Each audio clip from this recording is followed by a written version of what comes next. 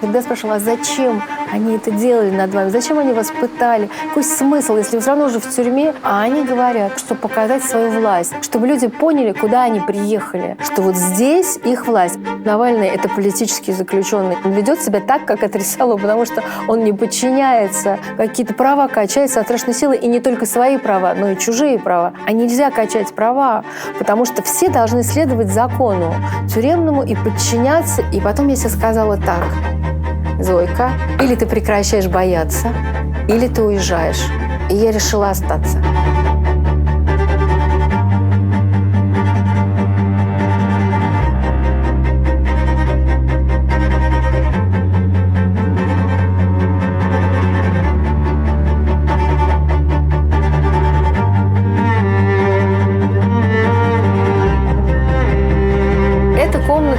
Это, к сожалению, такой склад. Это вещи моего сына Тимофея из его квартиры, потому что он уехал, он собрал свою квартиру. Дальше там коробки Ани, моей дочки Ани. Когда она уехала, то ее подруга собрала все вещи и привезла сюда.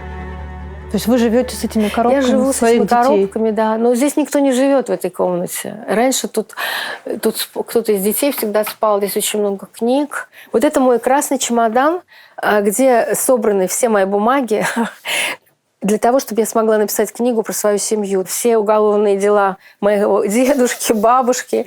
У вас есть другой чемодан на случай ареста? Нет. Там же очень просто. Там нужно взять зубную щетку, там, я не знаю, что еще, часы, трусы. Часы там не разрешают. Я об этом не думаю. Вы когда-нибудь проигрывали себе сценарий того, как вот вы сейчас будете жить? Что вы остаетесь одна, что кругом ограничения? Нет, конечно. Никогда.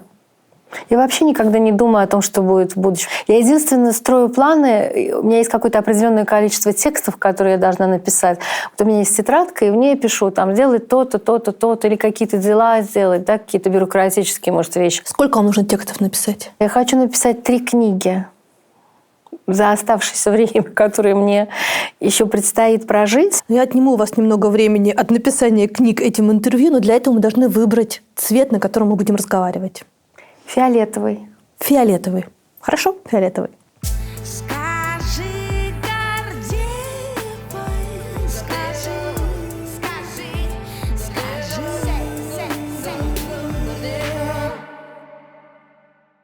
Вы сейчас были в гостях, да, у детей? Да. Вы общались с людьми, которые уехали. Как вы считаете, оптика взгляда на Россию меняется у человека, который уехал? У молодых нет. То есть у взрослых меняется, а у молодых нет? Возьмите Каспарова, у которого изменилась абсолютно оптика. Когда он пишет, что все те люди, которые остались в России, они соучастники, я просто этого не признаю. Может, идея в том, что у ваших детей здесь в России есть вы? Слушайте, а при чем тут это? Не будь я в России, уедь я в Россию. Я никогда не буду считать тех, кто там остались, соучастниками.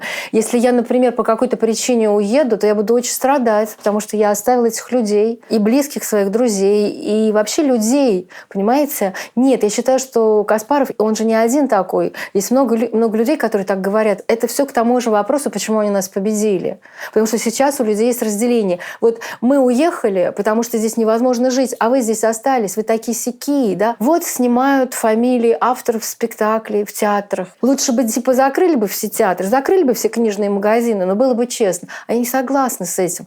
Пусть будет идти спектакль Акунин. Пусть, люди знают, что это написал Акунин. Но это же смешно. Спектакль Кирилла Серебренника «Лес», да? Но люди, которые идут смотреть этот спектакль, они знают, что его поставил Серебренников, понимаете?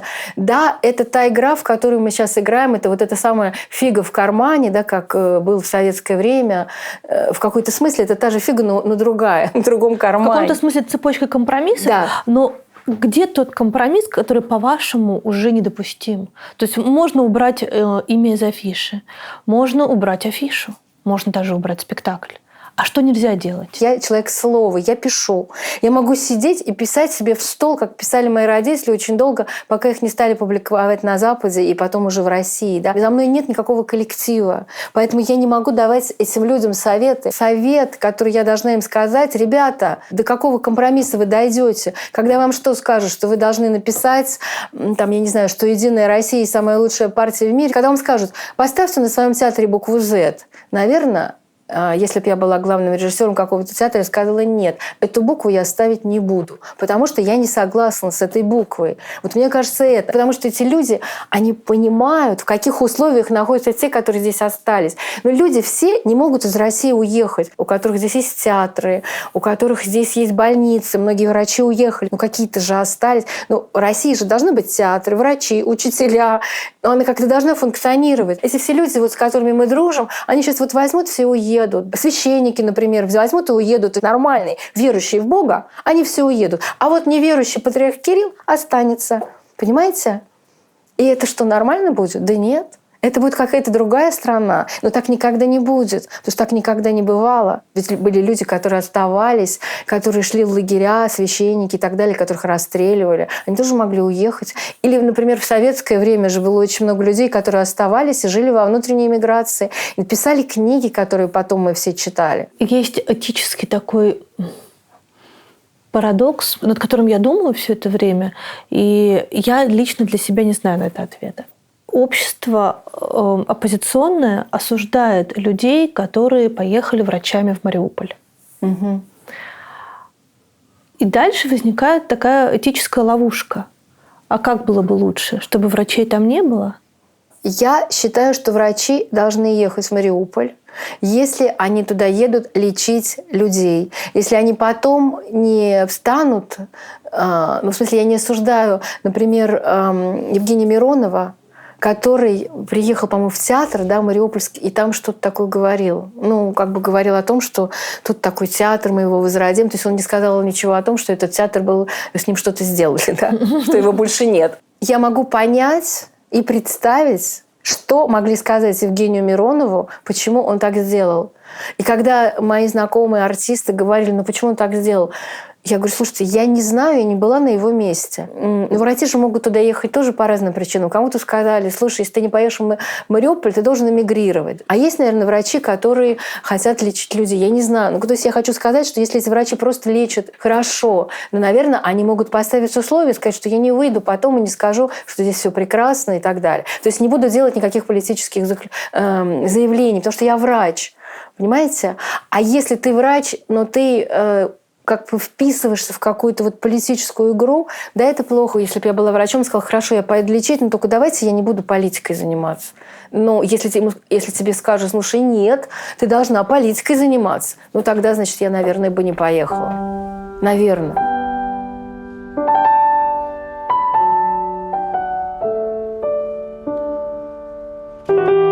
Воздух сам в Москве изменился. Я вот заметила, что в метро люди вот так телефон прячут. Да? Да, чтобы не было видно, что человек смотрит. Появилось очень много иносказательностей. Люди стали очень сильно контролировать свою речь. Я когда ехала сюда, в Москву, я думала, что вот я приеду, потому что я уехала до мобилизации. Я думаю, что я приеду, что город опустеет, что не будет молодых мужчин, например, да, потому что я знала, что, например, артистов очень много молодых уехало. Я знаю, что врачи уехали, мужчины, да. Вот. Но я пока этого не заметила. И я знаю, что какие-то люди возвращаются, какие-то опять уезжают. И я думаю, что если я встречусь со своими друзьями, то будет все то же самое, что было и до моего отъезда, и до мобилизации. Потому что все равно все будут говорить о том, что происходит, все будут строить предположения, чем же это все кончится. Все-таки это стало рутиной. Потому что люди ходят в рестораны, и я знаю, что вот некоторые иногда пишут: вот правда ли, что в Москве люди, вот они ходят в рестораны, вот они красиво одеваются. Я помню, летом я тоже шла по улице, я смотрела на этих молодых людей, и думаю: господи, а вдруг вот они не понимают, что с ними тоже может произойти точно то же самое, что происходит в соседней стране. Они вообще об этом думают? Я не знаю, думают они или нет, потому что я не смотрю телевизор. Я слушаю радио «Известия». Это очень смешная история, потому что когда я на кухне, когда я готовлю, я всегда включала «Эхо Москвы». Значит, «Эхо Москвы» нету. Включить «Живой гвоздь» или еще что-то, это сложно. Взять компьютер, нужно там включить. А у меня есть радио «Известия». И иногда попадается даже Соловьев. И вот минут 10 я могу слушать это радио. Потому что там они рассказывают про то, что есть украинские фашисты, которые захватили то-то, сё-то. То есть они вот это мне рассказывают, и это как будто бы я возвращаюсь в Советский Союз. И я сначала их слушаю, а потом меня начинает тошнить. Реально тошнит. И я тогда включаю Куджаву, потому что у меня там еще есть музыка. Вот. И я понимаю, что, наверное, люди, которые смотрят телевизор или слушают это радио, я понимаю, как это на них действует. Я очень часто разговариваю с таксистами, и мне попадаются разные. Некоторые рассказывали мне про то, что украинские фашисты мучают российских солдат, что они это точно знают. Вот. Другие говорили: слушайте, а может быть, мы не будем с вами про это говорить, потому что, может быть, нас кто-то слушает. Это мне напомнило историю, когда я ездила в Чечню. Это было уже после окончания войны. И там Кадыров собирал правозащитников. Тогда еще была жива Наташа Истемирова. И он говорил: вы знаете, я все знаю, что происходит в моей стране. Я даже знаю, о чем говорят таксисты. Вот, и когда мне таксисты в Москве говорят: давайте мы все-таки не будем, вдруг нас слушают. Я говорю: да нет, до такой степени нас не слушают. Давайте обсудим что-нибудь, понимаете?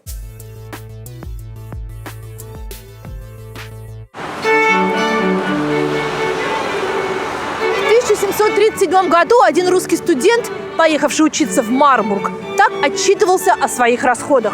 Костюм – 50 талеров, учитель фехтования на первый месяц – 5 талеров, учитель рисования – 4 талера, учитель танцев за 5 месяцев – 60 талеров, парик, стирка, обувь, чулки – 28 талеров и, наконец, книги – 60 талеров.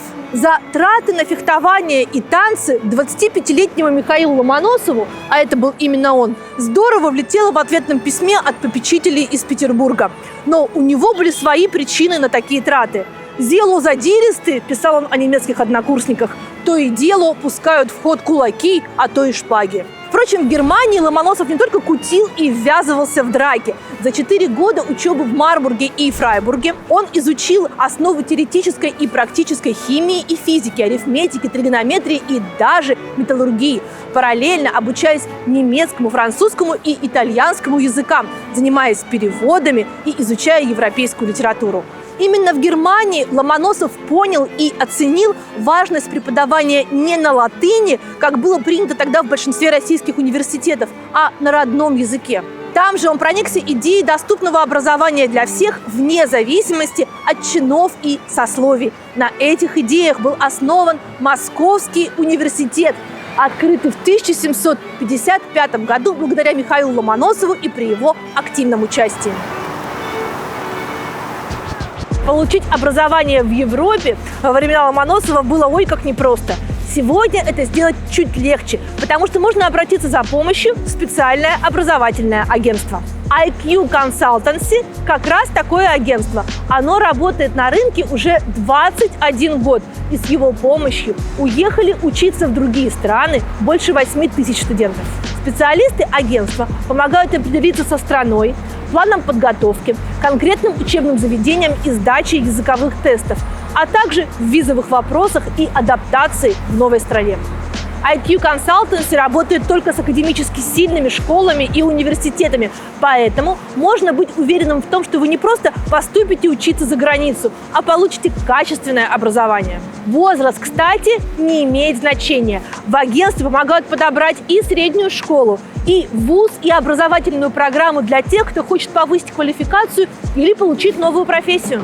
А еще агентство поддерживает на протяжении всей учебы. Если вдруг вам начнет казаться, что вы не справляетесь с учебной программой или с обучением на иностранном языке, IQ Consultancy найдет тьютера под конкретную задачу.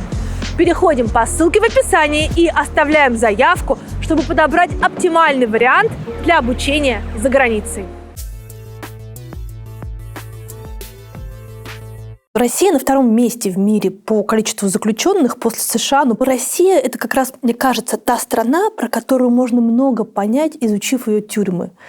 Вы, не знаю, почти 15 лет или даже больше изучали тюрьмы России. Вы журналист, который как никто много писал о заключенных. Кто сидит в русской тюрьме? Кто сидит в русской тюрьме? 500 000 человек. Слушайте, очень менялся контингент людей. То есть если раньше сидело очень много просто таких преступников, которые реально там совершали убийства, грабежи, бандитов, да, то со временем огромное количество тюремного населения – это люди, которые сидят по наркотическим статьям. Ну, это как бы очень широко известно. 228-я, которая... 228-я, да, это так называемая резиновая статья Уголовного кодекса. И очень многие люди, которые просто наркоманы, дела против них фабрикуются, их представляют как торговцев наркотиков, и они получают огромные сроки. А есть люди, которые небольшие сроки сидят.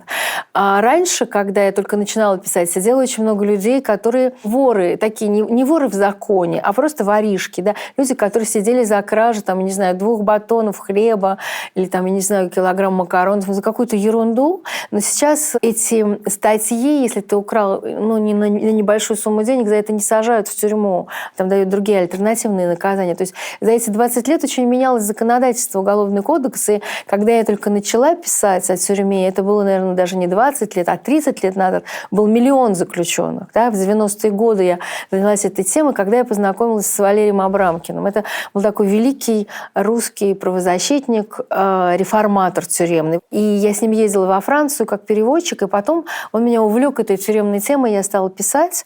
Так вот, тогда был 1 миллион заключенных, и постепенно изменялось законодательство, стали меньше сажать, хотя в тюрьме все равно много сажают. И сейчас уже 600 тысяч заключенных. Очень много людей сейчас сидят по так называемой резиновой статье, 159-й статья мошенничества в особо крупном размере. Это люди, бизнесмены, чиновники какие-то, да, которых тоже могут обвинить в мошенничестве, мелкие бизнесмены, крупные бизнесмены, предприниматели. Это очень такая распространенная статья, по которой люди сидят в тюрьме. Также много сейчас людей сидит по госизмене. Но это, конечно, несравнимо с наркоманами, но все-таки их достаточно много. Это настолько фейковые дела и настолько большие сроки там дают, по 20 лет, вот как Ивану Сафронову. Еще есть один человек, ученый, доцент МАИ, ему дали 20 лет. Понимаете, очень ужесточается это наказание. Ну, есть так называемые политические заключенные, есть, которые люди сидят по террористическим статьям, по экстремистским. Политические — это те, которые у нас сейчас о фейках, но это немного сидит, конечно, по сравнению, да. Вот. Ну, то есть очень Уголовный кодекс, он же большой. Вы спросили, кто эти люди? Абсолютно разные. То есть такая статистика, что в каждой 3-й семье кто-то или сидел, или родственник сидел, или человек сам сидел. То есть это очень большое количество людей, да. Это могут быть совершенно простые люди из рабочих семей, это могут быть люди, дети каких-нибудь богатых родителей, представители среднего класса. Ну, то есть из всех страт общества люди сидят. Вот когда заходишь в камеру, например, женской тюрьмы, это СИЗО-6 в Москве, там к тебе выходит, не знаю, 40-50 женщин. Разнообразные женщины. Это могут быть цыганки, да, которые сидят за наркотики. Это могут быть женщины, которые кого-то убили, может быть, вполне интеллигентные с виду. Это какие-то женщины, которые в коллекторских фирмах работали, просто сидели на телефоне, да, на звонках, а их, значит, сажают тоже за мошенничество. Или врачи, или тюремщицы, прокуроры, судьи. Все, кто угодно, любые профессии. Я помню, что когда я была посетителем тюрем... От УНК? От УНК, это Общественная наблюдательная комиссия Москвы. И у меня все тетрадки эти были исписаны, и там было написано там Марья Ивановна, там, я не знаю, сотрудница коллекторской фирмы, работница гостиницы, бизнесмен и так далее, и так далее. То есть разные-разные. Но встречались нам и воры в законе, тоже очень интересные люди, но они, к сожалению, мало очень говорят, они ничего не рассказывают. Убийцы тоже бывали. Были совсем какие-то бедные старички, например, какой-то старичок, с виду он бедный, да, но он кого-то убил, понимаете? Вот. Вообще, когда пришла в тюрьму, посетителям тюремным, я считала, что все там невиновные. Но постепенно я стала понимать, что это совсем не так, что есть реальные люди, которые реально совершили преступление. Но все равно им надо помогать, потому что у них проблемы. А почему им надо помогать? А потому что в тюрьме проблемы. Потому что ты приходишь в камеру, лежит крупный мужчина, и у него очень плохой матрас. Просто ему неудобно на этом матрасе спать. Он говорит: сделайте так, чтобы у меня был 2-й матрас. А если человек толстый, то ему положен 2-й матрас. И тут вам скажут: но ведь он же, там, не знаю, убийца, вор, неважно, преступник. Пусть мучается. Нет, подождите. Когда человек преступник, его сажают в тюрьму, идет следствие, потом суд. Ему дают срок за то, что он совершил, но он не должен испытывать дискомфорт в самых необходимых вещах. Он не должен плохо спать, он не должен ничего не есть. Если у него болят зубы, его должен осматривать врач. Если у него, там, я не знаю, камни в почках, то его нужно лечить, везти в больницу и так далее, и так далее. Если у него рак, его нужно освобождать. Это то, чем мы занимались, хотя этим должна была заниматься тюремная администрация. Но она этим не занималась, потому что для них, для большинства сотрудников тюрьмы, для них люди, когда они в тюрьме, значит, они виновные. Я много раз разговаривала с разными сотрудниками тюрьмы, даже с начальником, и они мне говорят: слушайте, ну все-таки если посадили, значит, что-то все-таки там есть за этим человеком. Просто, может быть, не смогли доказать. К себе прибывает заключенный в тюрьму, к начальнику, он листает уголовное дело, и он может понять, человек здесь реальный преступник или нет, потому что они все-таки это опытные люди. Но, тем не менее, общее ощущение, общее понимание сотрудников тюремной администрации, что люди к ним попадают, эти люди виновные, значит, они в их власти. Я когда разговаривала с разными людьми, которые рассказывают, что их пытали, или как-то к ним очень так, жестоко с ними обращались, я всегда спрашивала: а зачем они это делали над вами? Зачем они вас пытали? Какой смысл? Если вы все равно уже в тюрьме, вы уже во всем признались, да? Зачем? А они говорят: потому что показать свою власть. Вот ты в их власти. Вот это известная история. Приезжают люди, мужчины в лагерь с этапа. Приезжают, их прогоняют через строй, дубинками бьют их. Вот чтобы люди поняли, куда они приехали. Что вот здесь их власть. С дубинкой стоит кто в этот момент? Сотрудники лагеря? Персонал. Якобы они это делают, потому что приезжают отрицательные элементы. Ну, то есть бандиты, да, члены каких-то там группировок. Но почему этих людей-то нужно бить? Потому что их мотивация сотрудников тюрьмы, что потому что эти люди опасные, и они как бы вот могут сами напасть на сотрудников. Но мне кажется, что это все не так, потому что они же пропускают через этот строй, они же не спрашивают у людей уголовное дело, в смысле документы. Просто они выходят из автозака, и их просто пропускают через строй, чтобы показать им, кто здесь власть. И типа вы нам должны подчиняться. Потому что есть заключенные, так называемые отрицаловые, это люди, которые не признают тюремную администрацию, и они не будут подчиняться. И тогда их сажают в ШИЗО, в ПКТ, это помещение камерного типа, где худшие условия, да, содержания. Но это вот, например, как сейчас Навального сажают все хуже и хуже. По тюремному жаргону Навальный – это отрицалово.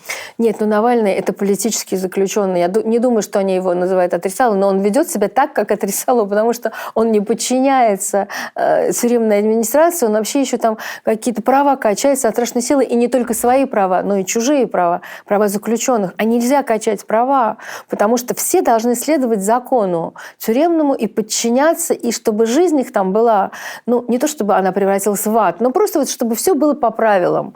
Вот. И вот сколько они там будут сидеть, они должны подчиняться. За те 30 лет, что вы ездите в тюрьмы, как изменилась российская тюрьма? Она изменилась с точки зрения материальных условий содержания. Конечно, раньше, когда, вот, например, я приезжала в женскую колонию, я помню, это было 2005-2006 год, например, в Мордовской колонии. Там не было горячей воды, туалеты были на улице. Сейчас такого нет. Я думаю, что нет таких колоний, где были бы такие условия. Там есть даже стиральные машинки, понимаешь? Как-то лучше в этом смысле, в материальном смысле. Еда тоже стала вроде бы лучше. И с точки зрения СИЗО мы видим, что, вот, например, после гибели Магнитского 2009 года очень изменилась тюремная ситуация в смысле самих вот этих СИЗО. В Москве были построены новые, более современные СИЗО. СИЗО Бутырка, которая была страшным. СИЗО с точки зрения условий содержания. Ее там отремонтировали. И сейчас это более-менее нормальная с точки зрения условий содержания тюрьма. Но все равно там, когда начинается зима, там очень холодно, там очень поздно вставляют эти двойные рамы, там люди мерзнут. Вот, например, Лефортовская тюрьма. Это как бы, да, тюрьма, такая государственная, она принадлежит ФСБ. Фактически, хотя формально она принадлежит Министерству юстиции. Но там очень холодно в камерах. Я помню, встретили там одного пожилого человека, он просто в шапке-ушанке там сидел с утра до вечера, потому что там просто физически холодно. Вот. такие материальные условия не везде. То есть в Москве они лучше, но то, что рассказывают люди на этапах, когда они едут, это, в общем-то, времена 40-летней давности, когда мои родители по этапу ехали из Москвы в ссылку в Горно-Алтайск. И сейчас люди точно так же едут в этих столыпинских вагонах, когда их набивают там как сельдей в бочку, и, в общем, там очень тяжело. Вот. И потом они оказываются в пересыльных тюрьмах, и там тоже очень плохо. Но главное, что плохо, это очень плохое медицинское обеспечение, нет лекарств совсем. Родственники должны сами приносить. Что касается больниц тюремных, ну, это тоже очень плохие больницы. Конечно, по сравнению, там, с чем мы сравниваем? С советским временем, да, лучше стали тюрьмы, конечно, лучше. Но до последнего времени, например, когда родственники приезжали на свидание, они должны были привозить в эти комнаты свиданий там телевизоры, зеркала покупать, чтобы обустраивать эту комнату свиданий. Но у меня вопрос, почему люди, родственники должны что-то привозить? Государство же выделяет деньги на это. Значит, у меня возникает вопрос, что куда-то эти деньги пропадают. Потому что когда ты приходишь в колонию, и ты смотришь, что там парк автомобилей, в общем-то, неплохой стоит у входа в колонию. То есть сотрудники имеют автомобили, они не бедствуют там. Хотя они всегда рассказывают, что вот вы защищаете заключенных, хотите, чтобы у них были условия содержания хорошие, а вы к нам придите к нам, посмотрите, как мы живем там в какой-нибудь Мордовии. Вот я приезжала, вот пойдите, посмотрите, как живут сотрудники. Мы гораздо хуже живем, чем заключенные.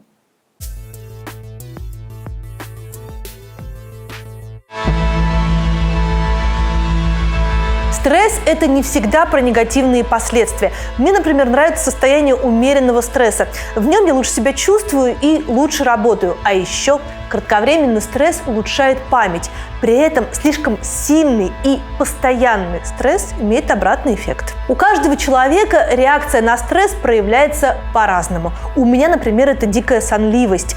В детстве я даже пару раз засыпала на экзаменах по музыке, перед которыми очень волновалась. Сонливость и апатия – очень знакомое состояние для тех, кто находится в хроническом стрессе с конца февраля. Все справляются с этим по-разному, но один из самых, как мне кажется, действенных способов помочь себе – это психотерапия.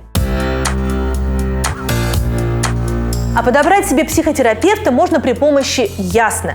Это первый и крупнейший подобный онлайн-сервис в России. Он существует уже 5 лет, и его услугами пользуются больше 140 тысяч человек. Все встречи в Ясно проходят онлайн по видеосвязи, на сайте или в приложении. Это очень удобно, особенно если в последнее время вы столкнулись еще и со стрессом из-за переезда и не знаете, где на новом месте отыскать себе хорошего психолога. Каждый психолог при отборе в Ясно проходит личное собеседование, подтверждает опыт консультирования не менее 3 лет и предоставляет все необходимые документы. В результате на платформе остается менее 17% кандидатов. Сейчас с Ясно сотрудничает больше 2600 психологов. Вот из них вы и будете выбирать своего специалиста. Вчитываться в дипломы и листать сотни анкет не нужно. При регистрации вас просят заполнить анкету, и алгоритм сам предлагает вам психологов, которые больше всего подходят под ваш вопрос в данный момент. Их даже сортируют по соответствию. Например, кто-то работает со всеми 10 темами, что вы отметили в анкете, а кто-то только с 8. Выбираете все равно вы. И статистика Ясно показывает, что первый выбор, как правило, удачный. 75% пользователей находят своего психолога сразу же. Еще тут можно сразу указать, когда вам удобно заниматься, и вам предложат психологов, доступных в ваши слоты. И вне зависимости от выбранного вами специалиста стоимость будет неизменной. Любая 50-минутная сессия в Ясно стоит 2850 рублей. И это заметно дешевле, чем оффлайн-консультация у специалистов такого же уровня. А с промокодом Гордеева вы получите еще и 20% скидку на первую сессию. Главное, не забудьте ввести промокод перед тем, как забронируете встречу. Переходим по ссылке в описании, регистрируемся на сайте или в приложении Ясно и находим своего психотерапевта, который поможет пережить тревожные времена. Отношение российского общества к заключенным, как к людям, которых надо наказывать всем и условиями, и отношением, и всем, чем можно, только по факту того, что они совершили преступление. И отношение, судя по опросам российского общества, спокойное к тому, что труд заключенных должен быть бесплатный и подневольный. Насколько для вас это удивительная новость? И о чем это вообще говорит? Ну, слушайте, я с этим не соглашусь. Мне кажется, что в каждой третьей семье кто-нибудь или сидел, или чьи-то родственники сидели. Вот. И очень часто люди сталкиваются с этой проблемой, поэтому мне не кажется, что они верят, что все эти люди, которые сидят, они преступники. Вот. То есть они понимают, что... Ну, раз сидит, значит, виноват. Нет, а простые люди так не считают. Это считают судьи, прокуроры и тюремщики. А люди в своем большинстве понимают, что у нас нет правосудия, что нельзя доверять власти, нельзя доверять чиновникам. Поэтому они, конечно же, понимают, что если человека посадили, то не факт, что он в чем-то виноват. Педофилы, убийцы, к ним действительно у людей в основном плохое отношение, потому что, если они точно знают, что эти люди совершили преступление. Есть, конечно, в обществе такая неприязнь, это мы можем видеть, потому что очень мало бизнесменов помогает организациям, которые занимаются заключенными. Но это еще связано с тем, что вообще у нас благотворительность еще не то чтобы очень хорошо развита. Помогают сиротам, больным детям, да, больше всего, пенсионерам, каким-то одиноким, онкологическим больным.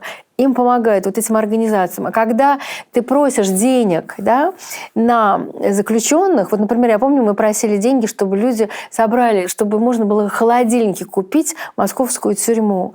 И очень мало было людей, которые захотели дать деньги. И был один человек, который дал деньги, а потом его самого обвинили в мошенничестве. И я потом вспоминала и говорила, что, видите, вы как будто бы предчувствовали свою судьбу. Купили себе холодильник. Да, но он потом уехал, сбежал от правосудия, в кавычках, правосудие в кавычках. Нет, но просто люди действительно не хотят помогать организациям, которые занимаются заключенными. Но когда люди сами сталкиваются с этой ситуацией, они вдруг, у них глаза открываются, и они говорят: слушайте, оказывается, вот моего сына, моего мужа посадили ни за что, оказывается, таких людей-то полно, и как же с этим быть, что же это такое? И все больше и больше таких людей, потому что люди из каждой страты попадают в тюрьму, из разных-разных совершенно слоев общества, и они вдруг оказываются среди простых людей, да, наркоманок, воровок, не знаю, там, разбойниц, или, я про женщин говорю, но также и мужчины,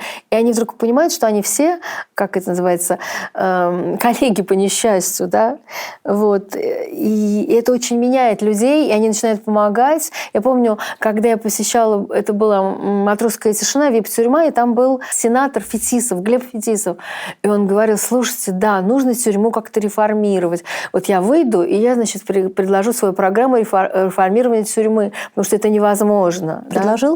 Нет, не предложил. Но зато в 2022 году в российские тюрьмы приехал предприниматель Евгений Пригожин, да, который предложил их, можно даже сказать, что реформировать довольно своеобразным образом, когда он стал вербовать заключенных для поездки на фронт. Если до вас доносятся какие-то слухи из тюрьмы, как это восприняли в тюрьмах? Я об этом узнала, можно сказать, почти раньше всех, потому что моя знакомая адвокат мне рассказала, что ее подзащитный рассказал, что к ним на вертолете в одну из колоний в одном из регионов прилетел Пригожин и, значит, вот действительно сказал: давайте на войну, поехали.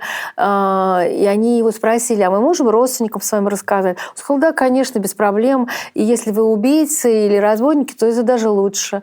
И были люди, которые согласились, да, действительно. Вот. Но Пригожин — это же не его ноу-хау. Это еще было после аннексии Крыма, когда были события на Донбассе, доходили слухи о том, что к заключенным приезжают и их вербуют туда, на восток Украины. То есть, возможно, это просто не так эффектно выглядело? Нет, это было просто не так много, потому что не нужно было так много военных, не нужно было так много солдат. Сейчас нужно гораздо больше. Но заключенные — это бесправные категории людей, которым можно пообещать, что называется, 7 бочек арестантов. Да? Вот Пригожин им пообещал, что их президент помилует.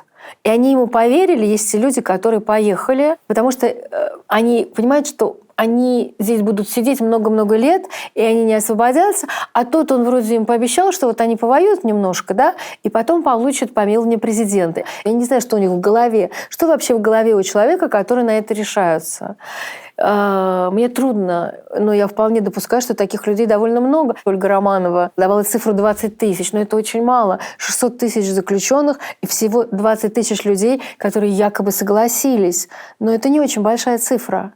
И многие, наверное, думают о том, что они могут сдаться в плен и таким образом выскочить. Да? Кто-то, может быть, люди авантюрного склада надеются, что они просто убегут. Потому что ведь люди же бегут из тюрьмы, из колоний. Бывают же побеги. Вот они тоже думают, что они таким образом спасутся. Что касается помилования, то это нигде пока в законе не прописано. Хотя говорят, что депутаты хотят принять такой закон, что те люди, которые участвуют в военных действиях, да, заключенные, что они будут помилованы. Но пока мы ни одного такого указа президента еще не видели. Я не слышала, чтобы кого-то заставляли, вот, но просто предлагают и предлагают деньги. И это еще, конечно, огромный стимул, потому что нужно понимать, что люди, которые сидят в российской тюрьме, это по большей части люди действительно бедные. Не говоря о том, что если у них большие сроки, то им там, чтобы жить, чтобы там существовать, нужно все время, чтобы им передачи какие-то передавали. Да? Потому что там ничего нет, там довольно бедно. Они работают, но получают копейки. Очень низкие зарплаты, просто копеечные зарплаты. И когда им предлагают 200 тысяч рублей, по-моему, да, им предлагают, а почему бы не поехать? Вдруг это странно, но они думают... вообще-то они так про себя думают. Вот мы тут сидим, ничего не делаем, тут там поедем, может быть, убежим, или там, вот, может быть, там дадут нам потом помилование, понимаете? То есть вот как-то так люди решают. Я, кстати, до последнего не могла поверить, что вообще такое возможно. Меня это совершенно не удивляет. Но это меня не удивляет именно потому, что это бесправные люди, это люди, которым предлагается новая какая-то жизнь. Вот у заключенного срок, например, там, я не знаю, 12 лет, и он уже не первый раз сидит. И как бы вот это для него возможность выйти из этого замкнутого круга, из этого лагеря, где ему все надоело, где ему голодно, холодно, где у него какие-то плохие отношения с людьми. А тут ему вроде какой-то предлагают, что там где-то свобода забрежет. И почему нет? А если ты там погибнешь, так и ты тут погибнешь, потому что тебе сколько лет сидеть. Я представляю себе вот портрет такого человека, который поедет, это должен быть очень наивный, с одной стороны, человек, а с другой стороны, это должен быть человек авантюрного склада, который подумает, где наша не пропадала? И потом этот человек знает, что он не выйдет из тюрьмы, что никакой суд его не освободит, никакая не апелляция, не кассация, все уже пройдено. Он уже сидит в этом каменном мешке, в этой тюрьме. А может быть, у него и родственников никаких нету. Так он просто вырвется куда-то, и все.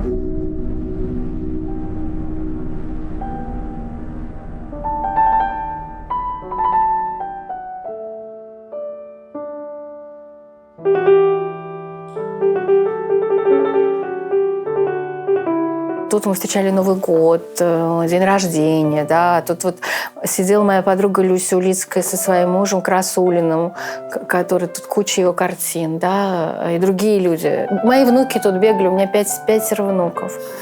Вот. И, конечно, когда они уехали, а уехали они все вот эту неделю, 2 марта уехал младший сын Тихон, потом уехал Филипп, старший, потом 4-го уехала Аня со своей собакой, а 5-го уехал Тимофей. То есть они вот как-то за неделю все уехали. Сначала я думала, что вот у нас будут обыски. У меня такая, генетическая... 3 поколения обысков у вас. У меня генетическая такая память. Когда Тихон должен был уезжать, когда закрыли телеканал «Дождь», и когда они все, я помню эту сцену, как вот к ним должны были прийти маски-шоу, но сначала телеканал «Дождь» как бы заблокировали, потом сказали, что придут маски-шоу в редакции. Я просто помню вот эту сцену, как вся редакция, все они выбегают из редакции, бегут куда угодно. И дальше они начинают себе покупать билеты, вот, чтобы уехать. А я сижу у своего старшего сына, вот, и значит, они, все мои дети, начинают кидать свои деньги, чтобы купить билеты вот этому своему младшему брату Тихону, который главный редактор «Дождя», его жене, прекрасной моей невестке Кате Катрикадзе, и 2 маленьким детям. И в конце концов они эти билеты покупают, а потом я говорю Тимофею, который у нас самый ответственный в семье: слушай, ты должен поехать с ними, помочь им собрать вещи, а дальше ты должен смотреть, нет ли около подъезда хвоста, то есть нет ли там каких-нибудь ФСБшников, нет ли там у кого-нибудь у машины, потому что я думаю, что его арестуют. Да, и дальше я звоню адвокатам. Ну, сколько у нас получается человек? 4 детей, я 5. То есть я посчитала, что придут ко всем накануне. Ну, потому что это же еще была такая паника. Все говорили, что есть списки людей, которых посадят. Теперь я понимаю, что это было все сделано специально для того, чтобы люди уехали, чтобы их всех напугать, и чтобы они уехали. Ну вот, и я этих адвокатов, значит, предупреждаю, чтобы они пришли вот по всем нашим адресам. Они говорят: да, конечно, мы придем. И ничего не было. Они прекрасно улетели, Тихон со своей семьей, они улетели в Турцию, но потом вот эти все остальные тоже уехали. И вот поэтому я в первый момент, вот эти 5 дней, да, когда я осталась одна, я только не поняла, что произошло. По-моему, я куда-то в гости пошла. Но там еще совпало так, что это было 5 лет со днем обыска, который у меня проводили. 2017 года. Да, 28 февраля. И просто вот у меня начался какой-то страх такой безумный. Я стала думать, как же мне быть? Я не хочу ночевать в этой квартире, потому что я жду, что ко мне опять придут. Я, значит, подхожу к окну, смотрю, нет ли там какой-нибудь машины, ночую не дома. В общем, у меня совершенно какая-то... И потом я себе сказала так: Зойка, или ты прекращаешь бояться, или ты уезжаешь. И я решила остаться. Ну, конечно, бывает иногда, ты думаешь, ну вот, а потом думаешь, ну и ладно. Вот у меня есть маленький внук, Миша, ему 2 года и 2 месяца. И вот он говорит: боюсь. И вот это боюсь нужно прекратить. Недавно я для подкаста нашего «Совещательная комната» мы брали интервью с Верой Челищевой у Лиды Маниава. И мне ужасно понравилось, когда она сказала, что после 24 февраля я решила, что я сначала пойду на митинг, делаю митинг или там этот пикет, но потом я поняла, что за это могут посадить. Тогда я решила нет.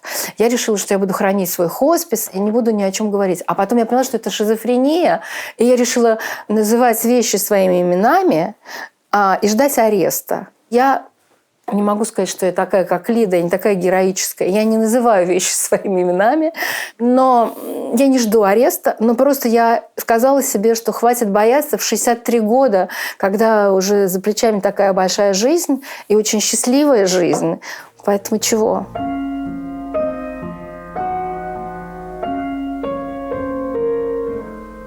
Это вот Саша Подровинник дает интервью. Это Лёва Пономарёв у моей двери. Тут Илюша Красильщик. Это Вера. Я очень люблю эту фотографию.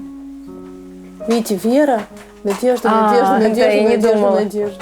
Ну, просто потому, что я очень люблю Веру в шляпе. Вера же дружила очень с моими родителями. И это вот целая компания: Вера Миллиончикова, Костя Федермейстер, Борис Золотухин, Марина Золотухина, Лилия Лунгина, Семен Лунгин, Сима Лунгин. Это вот такая большая была компания. И моя мама сидела в тюрьме тогда, а Вера собирала деньги, чтобы ей помочь. И Вера с Костей Федермейстером, они, когда были анестезиологи, то они участвовали в родах моих. Филипп родился у них в роддоме.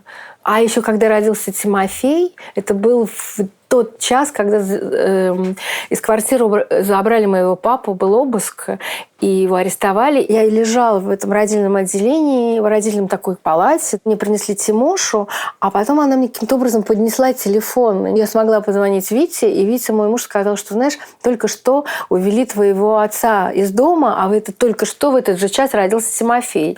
И мы его звали таким тюремным мальчиком. Очень многие люди, которые писали про систему ГУЛАГа, говорили о том, что она была вся настроена не на то, чтобы наказать человека за его взгляды, а скорее на то, чтобы подавить его волю.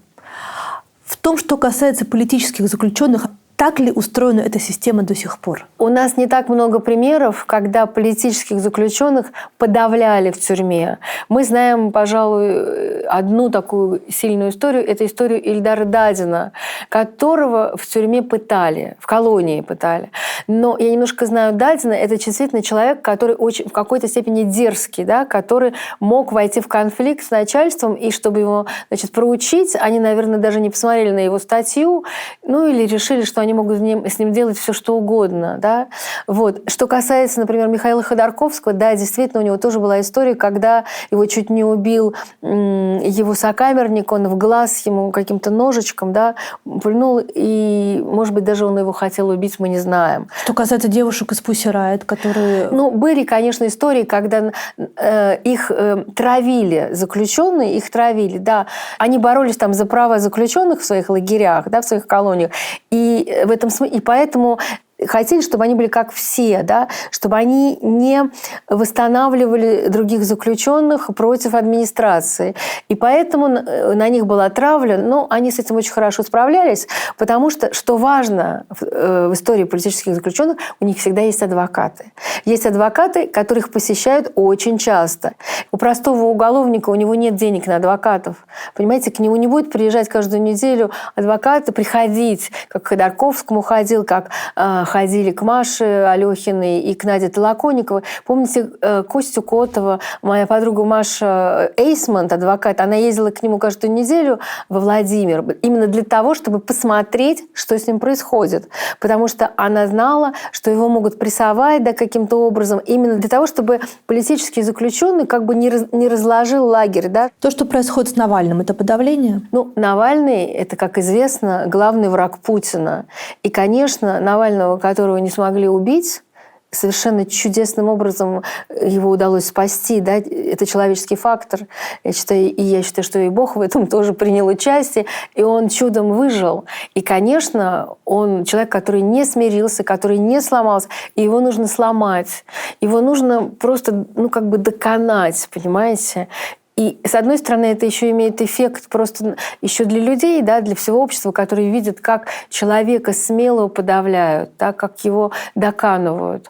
Но мы видим пример Ильи Яшина, который пока сидит в СИЗО, и там, насколько я понимаю, к нему нормальное отношение. Такое же нормальное отношение, как я понимаю, и к Володе Карамурзе. Володя Карамурза – иностранный агент, да. Вот, но он сидит не за то, что он иностранный агент, а за то, что он, в общем, журналист и политический деятель. Вот. И я пока не слышала, чтобы их в СИЗО подавляли. Но я думаю, что если они поедут в колонию, наверное, там тоже будут какие-то попытки их сломать. Но действительно, самый большой прессинг мы видим в отношении Навального. Но он и самый сильный среди всех, кого мы перечисляли. Понимаете? Потому что это человек, который хотел быть президентом России. И этим все сказано. Это сильный человек. Как вы себе видите развитие этой истории дальнейшее? Я всегда думала, всегда надеялась на то, что, может быть, Навального на кого-нибудь поменяют. Но это, опять же, исходя из этой диссидентской моей логики. Поменяли Буковского, поменяли Александра Гинзбурга, еще многих-многих людей их меняли. Ну, из последней нашей истории мы знаем Игоря Сусягина, о котором я очень много писала. Его же тоже поменяли вместе с другими, со Скрипалем и с другими на Анну Чапман и ее компанию. Это все-таки существует. Ну, и того же Олега Сенцова поменяли же там на каких-то россиян, которые сидели в украинских тюрьмах. Да? То есть такой у Путина, ну и как было у советских руководителей, у Путина есть такой инструмент обмен. Когда я это излагала, да, вот эту свою версию, что хорошо бы, конечно, поменять, мне на это говорили, что Алексей Навальный не захочет, чтобы его на кого-то поменяли. Да? И он не захочет. Но его никто не спросит. Но просто другое дело, что сейчас в мире не до Алексея Навального, к сожалению. Сейчас совершенно другие проблемы. Потому что для того, чтобы кого-то на кого-то поменяли, должны договориться лидеры других стран с Путиным. Но мы еще забыли Михаила Ходорковского, которого Путин тоже помиловал. Ну, я не знаю, на что там на самом деле его, какой там был размен. Потому что я не думаю, что просто вдруг Путин решил, что он такой, он такой милосердный. Я уверена, что за этим помилованием была какая-то, скажем так, сделка в кавычках, про которую мы ничего не знаем. Да? Поэтому я вот всегда надеялась, что Навального могут поменять. Но сейчас, повторюсь, миру не до Навального. Сейчас гораздо есть более глобальные проблемы во всем мире. Я очень надеюсь, что ему хватит сил пережить вот это жуткое совершенно... я даже не знаю, с чем это сравнить. Это может быть сравнить с Анатолием Марченко, который в советское время голодал, да, и он и он очень боролся много. Да? Были другие диссиденты, которые, сидя в колонии, как-то протестовали. Вот. Но среди вот наших современников я такого не знаю, чтобы человек настолько сопротивлялся этой тюремной системе и просто вот мы видим, что каждую неделю его сажают в одно ШИЗО, в другое ШИЗО. В конце концов, его посадят в тюрьму. В колонии есть то, что называется крытая тюрьма. Это тюрьма, в которой гораздо хуже условия содержания. Насколько я понимаю, там одноместные камеры. Вот. И там гораздо меньше в год свиданий с родными, гораздо меньше передач. Вот эти условия содержания там гораздо жестче. Но люди сидят в этих крытых тюрьмах. Вот. Это туда сажают нарушителей режима. И Алексей Навальный, для них он вполне нарушитель режима. Вот. Я не знаю, какой у них план, что они от него хотят. Они же знают, что он все равно не сдастся и все равно как бы не поклонится. Да? Они хотят, чтобы он поклонился. Это вот такая сатанинская история «поклонись мне». Знаете, как в Священном Писании.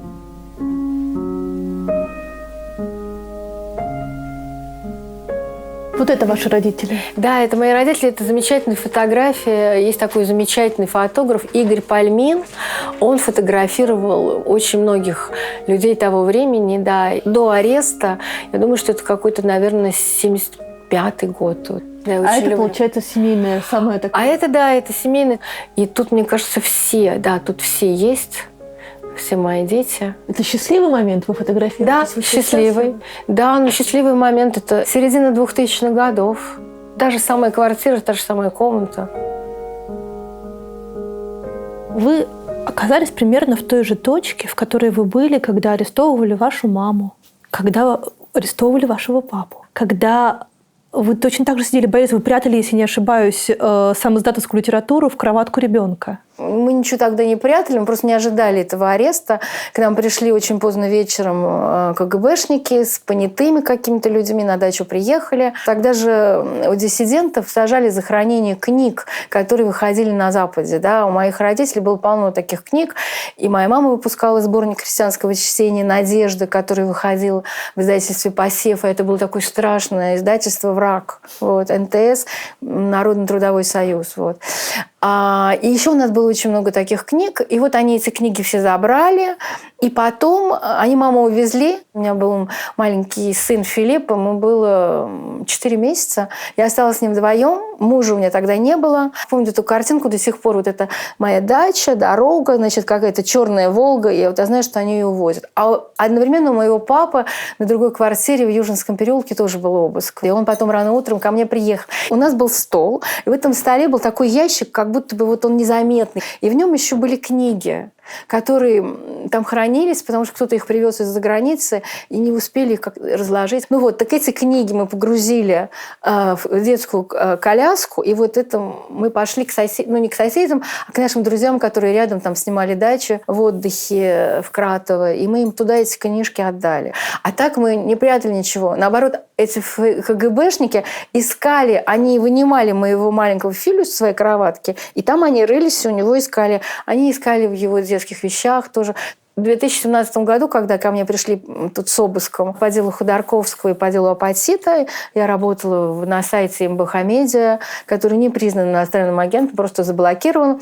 И они тоже искали все, они рылись во всей этой квартире, вещи все вынимали, вот, и тоже что-то там такое искали, то есть мне это уже было знакомо. И в тот раз КГБшники 40 лет назад были очень вежливые, да, они все аккуратно там не вынимали вещи, потом они их обратно складывали. Потому, видите, у меня есть прокурорский мундир одного моего друга. Он у меня висел, потому что я очень люблю театр, я в детстве хотела быть актрисой, и поэтому мне нужен был прокурорский мундир для Сарады, и я его у своего приятеля попросила, он, значит, мне дал, и он так и застрял, этот мундир у меня, и они, значит, его так аккуратненько достали и вынули из шкафа и повесили. Почему-то они его обратно не убрали. Этот мундир, я не знаю, это сакральная вещь.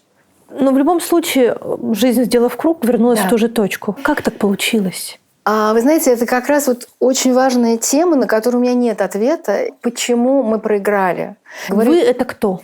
Это те люди, которые сейчас уехали из России. Или которые сидят где-то, ну, не знаю, там в своих кухнях, молчат, или там на кухнях говорят, но не говорят публично. Это те люди, которые уехали, это те люди, которые делали русскую политику, или это те умные люди, которые понимали все про политику. Достаточно много умных людей, блестящих людей во всех областях, в культуре, политике, во всем. Почему эти люди как бы проиграли, и страной управляют совершенно иные люди, те самые люди, которые учились у тех самых чекистов, которые сначала расстреляли моего дедушку Григория Фридлинда в 1937 году, который был деканом исторического факультета МГУ, и, кстати, писал книги про Д'Антона и Марата, а его вот потом эта революция как бы, да, сама пожрала, и он вроде бы, ну, по семейной легенде, бегал с наганом и брал Зимний дворец. Понимаете, это вот он был революционером, да, но потом его обвинили в заговоре против Сталина. Короче, почему вместо вот этих блестящих людей, про которых я сказала, страной управляют потомки НКВДшников, чекистов, КГБшников? Почему они смогли устроить так, что они наверху, а эти люди или в эмиграции, или в тюрьме, или убиты? Как так получилось? Ну, да, говорят, что вот во время выборов, когда Ельцин, да, был... В 96-м году. Да, в 96-м году. Я не знаю, я не политолог. Меня просто как человека, который следит за обществом российским, меня это очень сильно интересует. Вот. Еще год назад вы понимали, что все идет к вот такому вот финишу? То есть, ну, смотрите, Крым уже аннексирован, на Донбассе уже война, но здесь еще в Москве все как бы более-менее ничего. Да, вы знаете, что это, наверное, свойство моего характера и моей натуры. Я немножко страус. И я идеалист, и я немножко оптимист, потому что я всегда верю в хорошее. И в этом смысле, наверное, можно сказать, что я дура в каком-то смысле, потому что я очень плохо знаю историю, я не делаю никаких параллелей. И да, конечно, мы видели, что ужас, Крым аннексирован, Навального отравили, теперь он сидит в тюрьме. И вроде как говорили, что вот смотрите, все идет там, не знаю, к фашизму, к тоталитаризму и так далее. Но мы же жили в брежневско-андроповское время. Мои родители сидели. Очень редко, когда в диссидентской семье сидело сразу два человека, мать и отец, да. И когда их посадили, маму в 82-м, а папу в 85-м, то говорили, что они, может быть, больше никогда не вернутся. Я помню, мои соседи по даче пришли и говорят, знаете, ну, ваши родители, они там в ссылке, но они никогда ведь не вернутся. Давайте участок поделим. И просто они взяли себе лучшую часть участка. Но да, действительно, нам казалось, что это никогда не кончится, что будут продолжать сажать людей. А потом пришел Горбачев, началась перестройка, и все эти политические заключенные, диссиденты вышли на свободу. То есть мы видели, когда из мрака вдруг происходит свет. И вот, видимо, это во мне как-то вошло, и вопреки всему я продолжаю вот эту надежду все время в себе развивать. Да? Даже сейчас, когда, казалось бы, такие макабрные времена, и не на что, в принципе, надеяться, ничего хорошего ты не видишь, только должно быть какое-то чудо. Да? Но поскольку я человек верующий, и это для меня с каждым годом и с каждой какой-то потерей, да, становится все важнее и важнее, вера в Бога, то я верю, что Россия не может вот просто так взять и погибнуть, да, и превратиться совсем в какое-то ужасное, страшное фашистское государство, и что это невозможно, и что людей не будут на улицах расстреливать. Понимаете, иногда бывает у меня в голове такой сценарий, но я его не вижу. Я просто думаю, что он может быть, но я его не хочу видеть. Мне приятно, что у меня есть такая грамота от ордена. Это вот президент Французской республики Макрон. Это, по-моему, такой его указ о том, что мне вручается орден почетного легиона. И там написано, что за журналистику по правам человека, как это сейчас написано, можно прочитать. Журналист engagé dans la défense des droits de l'homme de nationalité russe. То есть журналистка, которая занимается защитой прав человека и которая является русской гражданкой. Владимир Владимирович Путин тоже имеет орден почетного легиона. Он командор. Вот. А вы кавалер? А я кавалер. Есть что-то конкретное, за что вам давали этот орден? Не знаю. Они посчитали, видимо, что я как-то защищал права человека. Может быть, я писала какие-то статьи в защиту кого-то. Я встречалась, например, с президентом Макроном, когда он приезжал в Петербург. И там я говорила, в частности, о таком кинорежиссере Олеге Сенцове. Потому что я его посещала в тюрьме, и я считала, что он абсолютно невиновен. И он голодал. Я считала, что президент Макрон, как президент страны, который занимается правами человека, может способствовать освобождению этого кинорежиссера. И действительно, я знаю, что Макрон разговаривал неоднократно с президентом Путиным, и Олег Сенцов был освобожден. И вместе с другими украинскими моряками, которые сидели в Лефортовской тюрьме, и другими людьми, которые были признаны политзаключенными, Сенцов тоже был освобожден, и он уехал в Киев. Что вы в этот момент почувствовали? Этот день совпал с днем свадьбы моего сына Тихона. Но я всю ночь не спала. Это вот когда ты понимаешь, что ты как-то прикоснулся к истории. Это, может быть, очень пафосно звучит, но это так. Но были бы другие случаи, когда люди были не такие известные, и когда тоже благодаря тому, что мы с теми же, кто посещал тюрьмы, так же, как и я, и мы помогали людям освободиться. И вот и тогда ты чувствуешь, что ты не зря живешь. Вот правда, это действительно ни с чем не сравнимое ощущение какой-то причастности. Но опять же, если ты человек верующий, ты понимаешь, что ты просто как будто инструмент какой-то. Потому что ты вовремя написал какую-то там статью, какое-то письмо, там какому-то матрас кому-то дал. Но ты как-то сдвинул что-то, где-то звезды какие-то сдвинулись, и человек выходит на свободу. И вот Светлана Давыдова была такая женщина из Смоленска, которую обвиняли в госизмене, потому что она позвонила в украинское посольство и сообщила, это был 2014 год, по-моему, что войска двигаются в Украину. А это вообще был секрет Полишинеля. Значит, она была многодетная мать, у нее было 6 детей, и один был грудной. Но мы нашли ее в Лефортовской тюрьме, стали везде писать, говорить. И вдруг она выходит на свободу. Я потом с ней встречалась, и это было замечательно.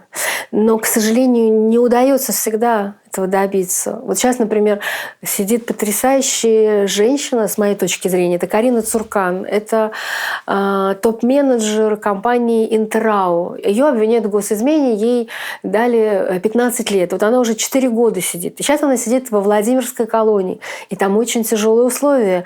Она работает очень тяжело, а ей 47 лет, она вегетарианка, и она не может вовремя поесть, потому что она все время должна там ходить, что-то шить, потому что они шьют форму для фсиновцев, и это очень тяжелая работа. И ей никто не может помочь. Потому что когда, например, адвокат приезжает и говорит, ну ей тяжело работать, дайте ей какую-нибудь работу полегче. А начальник колонии говорит, ну тут все так работают, с какой стати мы должны ей облегчать. И когда говоришь, что, слушайте, ну она умрет, она заболеет, она недавно болела, у нее был гепатит, а начальник колонии разводит руками, ну а что, с какой стати, почему этой женщине какие-то привилегии делать? Ну, потому что она невиновна, но там тоже, может быть, какие-то виновные, невиновные, это не важно. Ему важно, что вот у него сидит человек, и что он должен сидеть как все. Но я никак ей не могу помочь. Потому что сейчас нет никаких газет, в которых я могу про нее писать. А в чем суть ее измены с точки зрения обвинения? Ну, вроде бы она что-то продала Молдавии, какие-то секреты. Но дело в том, что все смеются, когда узнают про ее обвинения. И главное, что и адвокаты, и она сама, когда она мне в письмах отвечала на мои вопросы, она объясняла, что она ничего не продавала, она никаких секретов не знала, и что все это надуманные показания. Но я ей охотно верю, потому что я знаю, я очень много видела людей, обвиненных в госизмене, просто потому что это такая резиновая статья, в которой очень легко обвинить человека. Это так же, как, знаете, как по педофилии тоже часто бывает, что людей невиновных обвиняют. Мне кажется, что это в чем-то похоже. Когда хотят кого-то посадить, то могут использовать эту статью. Почему похоже? Потому что процессы закрытые. И по госизмене закрытый процесс, и по педофилии тоже закрытый процесс. И журналисты ничего не могут об этом написать, и никто ничего рассказать не может. Адвокаты дают подписку о неразглашении, родственники тоже боятся, то есть никто ничего не знает. Адвокат Иван Павлов, который признан иностранным агентом, он опубликовал приговор Карины Цуркан. Я читала, и там, мне даже было понятно, что там как-то концы с концами не сходятся. Почему ее посадили? Кто был заказчиком заказчиком. Дело против нее никто не знает. Но она не должна сидеть в тюрьме, я в этом абсолютно уверена, но я никак не могу повлиять на это. Это тот случай, когда невозможно ничего сделать. Сколько времени длилась ваша встреча с Макроном? Не только я встречалась с Макроном. С Макроном тогда встречалось очень много представителей гражданского общества. Там была Наталья Солженицына, Александр Черкасов, Александр Сакуров был, еще какие-то люди. Сколько это длилось? Ну, я думаю, часа полтора каждый рассказывал Макрону, зачем он хотел с ним встретиться. И вы говорили о Сенцове. Говорила о том, что это режиссер, что я считаю, что он абсолютно не виноват в всех преступлениях, в которых его обвиняли. Обвиняли его, что он якобы совершил подготовку к террористическому акту. Никакого акта не было, да, никакой подготовки он не совершил, на мой взгляд. Вот. Я это все говорила Макрону. И судя по тому, что потом все-таки президент Путин помиловал Сенцова, он, наверное, тоже решил, что тот был не виноват. Мне кажется так. Потому что Путин решил, что раз правосудие не работает в стране, то есть такой инструмент, как помилование. Я считаю, что вообще президент должен миловать как можно больше людей невиновных. И таким образом он будет показывать то, что у него есть это приоритетное право миловать людей. Он, к сожалению, очень редко это делает. С точки зрения милосердия, меня поражает история о том, что Русская Православная Церковь ни разу не обратилась к президенту страны Путину с идеей кого-то помиловать. Мне кажется, что та Русская Православная Церковь именно как институция, да, те иерархи, которые могли бы попросить об этом в каком-то конкретном случае, они просто им это в голову не приходит, потому что они так устроены. Я это объясняю только тем, что они плохо читают Священное Писание, что они люди неверующие, что они в этой церкви играют совсем другую роль. Но, может быть, я слишком много на себя беру, но мне так кажется. Я брала интервью у Тихона Шевкунова, и вот ко мне обратилась одна женщина, у которой муж сидел, пожилой человек, и она сказала: знаете, я была в парикмахерской, и мне сказали, что Тихон Шевкунов всем помогает. И вот у меня есть письмо к нему, чтобы он помог освободить моего мужа, пожилого человека, который невиновен. И я это письмо Тихону Шевкунову переслала по имейлу после нашего интервью. И он сказал: нет, вы знаете, я не могу этого ничего сделать. Я не могу, но это не мое дело. Вообще церкви, это нет Министерства прав человека, понимаете? Вот. И также им просто это в голову не приходит почему-то, потому что, как бы, знаете, Богу Богово, да, Кесарю Кесарево, вот они считают, что это дело президента миловать, а мы не можем ему советовать. Может быть, они где-то в кулуарах ему что-то советуют, но мы этого не видим. Но вас-то не отвращает от православной церкви? Вы же прихожанка, вы верующий человек. Я хожу в церковь, я хожу к Богу, а не к патриарху Кириллу. А когда, например, в церкви есть там молятся за него, я за него не молюсь. Но это мое право. Для меня есть церковь-институт, это Вселенская церковь, вообще церковь как с большой буквы. Вот. Есть церковь-институт, где иерархи, там, Кирилл и так далее, а есть храм, в который я хожу, и я хожу в этот храм к священнику, к одному или к другому, неважно. То есть вам не важно, к какому священнику вы ходите? Мне очень нравится храм Троицы в Хохлах. Я в последнее время туда хожу. Мне там очень отец нравится... Алексей Уминский. Отец Алексей Уминский. Мне нравится, как он служит, мне нравится дух вообще этого прихода. Но также есть церковь на Красносельской, куда мои дети ходили, и где венчался мой старший сын Филипп. И я тоже туда ходила, и я даже ходила туда на исповедь. В конце концов, не важно, потому что я на самом деле хожу к Богу, я пытаюсь понять службу. Да? Например, у отца Алексея Уминского там раздают такие книги богослужебные, да, и ты можешь следить за службой, ты можешь понимать ее смысл. Да? Я, например, была во Франции в русском приходе, но у них служба по-французски, но там они вообще потрясающие, они все знают, все службы. Это такое ощущение, как будто ты находишься в какой-то первой христианской церкви, потому что там открыт престол, и ты видишь, как происходит литургия, что делают священники. Это безумно интересно, потому что ты понимаешь вообще, в чем состоит это таинство литургии. Понимаете? В смысле, для меня важно, мне стыдно, как христианке, мне стыдно, если мой патриарх делает какие-то заявления, которые мне неприятны, или если он не обращается с просьбой о помиловании того или другого заключенного. Да? Я просила патриарха, чтобы он обратился к Путину о помиловании или о снижении срока Юрию Дмитриеву. И никакой реакции я не получила, никакого ответа на мой запрос я не получила, и мне это неприятно. Но в конце концов это иерархия, это мирская часть церкви. Для меня вот есть патриарх, есть мой храм, куда я хожу, я причащаюсь, исповедуюсь. Вот это моя жизнь, она мне нужна. Для моего существования мне нужна такая жизнь. Понимаете, она как-то мне дает силы в каких-то вот испытаниях, которые я прохожу. Ваши родители были теми людьми, которые страдали за то, что они были верующими. Мы сейчас видим, что православие – это один из столпов государственности в России. И это православие в лице официального его главы, патриарха Кирилла, горячо поддерживает то, что оно называет специальной военной операцией. Больно ли вам от этого, как христианки, как православной христианки, как дочери своих родителей? Конечно. Я считаю, что он просто человек неверующий. И остальные епископы, которые тоже поддерживают так называемую специальную военную операцию, нас заставляют так говорить, и мы так говорим, потому что мы здесь живем. Так вот, эти люди, которые поддерживают, будучи священниками в священном сане, они люди для меня не христиане. И я их не понимаю. Я их не признаю, и я считаю, что это очень большой грех. Это же не дети из детского садовского возраста. Это взрослые люди, которые живут в церкви, которые лучше меня знают Священное Писание и так далее, и так далее. И они не могут поддерживать то, что происходит в Украине. В какой момент это пошло не так, да? Вот люди сажали за то, что они верят. Вот наступил 85-й, а потом 91-й год. А вот уже совсем чуть-чуть времени прошло, и вот эта православная линия, да, оказалась государственной, и все высшие чины нашего руководства стоят в церкви, крестят там отважно.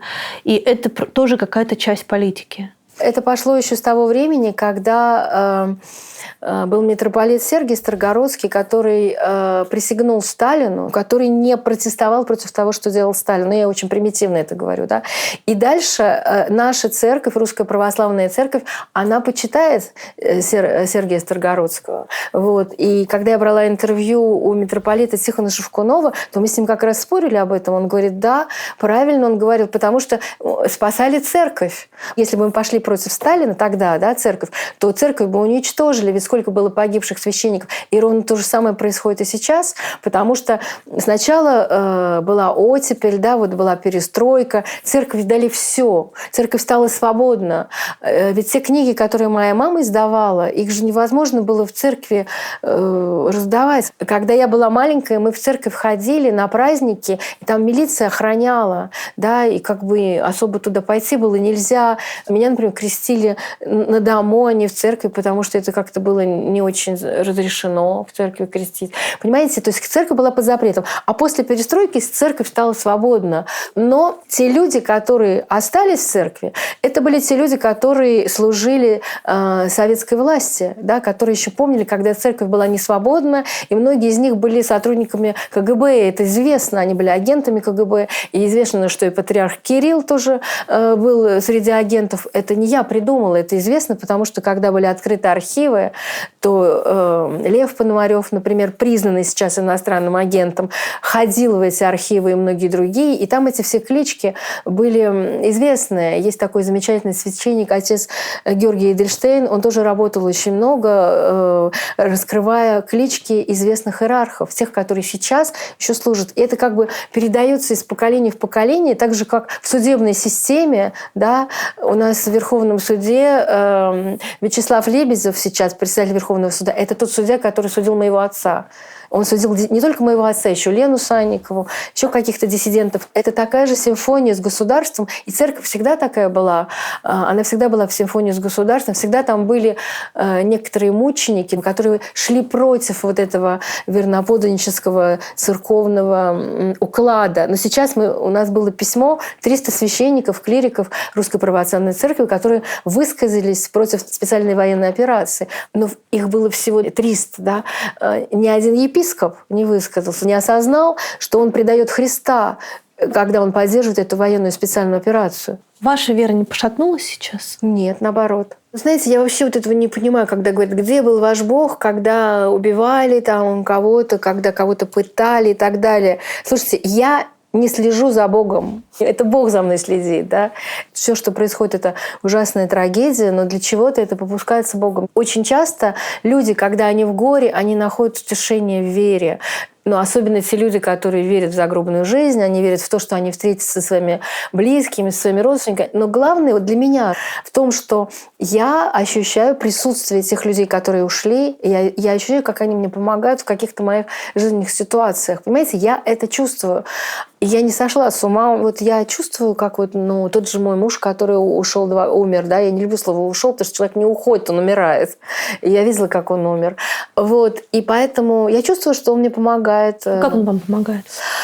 Знаете, это такие очень личные вещи, я не могу их рассказать, но бывали какие-то случаи, связанные с моими детьми, когда казалось, что может произойти что-то страшное, да, с ними. Я обращалась к Богу, и этого страшное не происходило.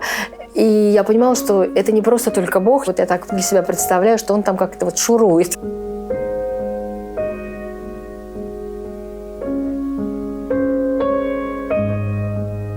Я не то, что все время сижу там и вот думаю, вот мой муж умер, как я теперь буду жить, напротив. Я себя как бы вот так воспитала, что я год, у меня был траур, я очень скучала, очень страдала, а потом я сказала, нет, надо жить, потому что жизнь, она продолжается. Я начала какую-то новую жизнь, да, вот. И в то же время, видите, он от меня никуда не ушел. Потому что он все время, я его чувствую, что вот он здесь мне помог, здесь что-то подсказал. Понимаете, я, например, это такие смешные вещи. Я, например, никогда не умела открывать бутылку вина, потому что Витя всегда мне открывал бутылку вина. Я не умела там, не знаю, какую-то банку открыть или еще что-то там на даче там запустить какую-то там, не знаю, систему отопления. Потому что я просто избалованный человек. Он все делал, он вешал все картинки и так далее, готовил еду. Но оказывается, что я могу тоже это делать, понимаете?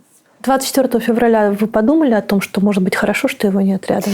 Нет, я так не думаю. Наверное, поскольку он очень тяжело болел, и он бы, наверное, очень переживал, страдал. Но вообще, когда человек очень тяжело болен, он весь на себе сконцентрирован, и то, что происходит вокруг, его не так волнует. Нет, если бы он был здоров, я не знаю, я не представляю, нет сослагательного наклонения, я не знаю, уехал ли он. Он человек, который никогда не хотел уезжать, он вообще не любил никуда ездить. Вот. И он, наверное, он очень страдал, чтобы его дети уехали. А поскольку он не был такой мобильный, как я, который может взять билеты, поехать через разные Ереваны и так далее, куда-то, где мои дети, он бы, наверное, очень страдал, печалился, что их нет. Скучал бы очень, потому что он очень любил своих детей. Я в этом смысле всю жизнь работала, куда-то ходила, с кем-то общалась. Потому что журналист – это такая очень подвижная профессия. Вот. Да, я думаю, что он бы грустил. Ему было это тяжело, еще тем более, что его отец был фронтовик, вот, и Витя очень любил смотреть эти парады на Красной площади, а я нет, я это не люблю. А он вот в память о своем отце смотрел эти парады, и, конечно, для него то, что происходит, было бы ужасно тяжело.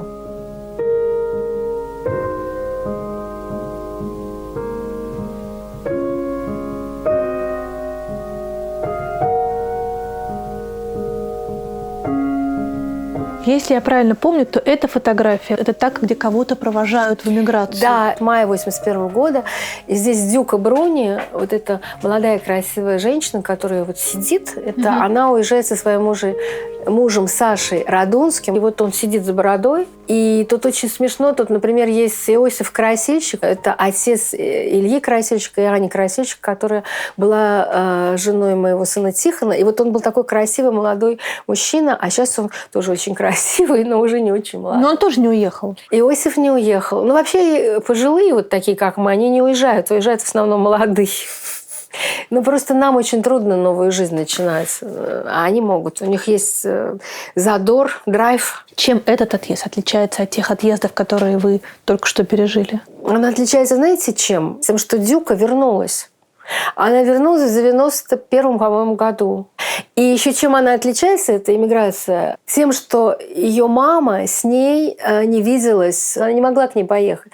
А я к своим детям поехала буквально через 2 недели.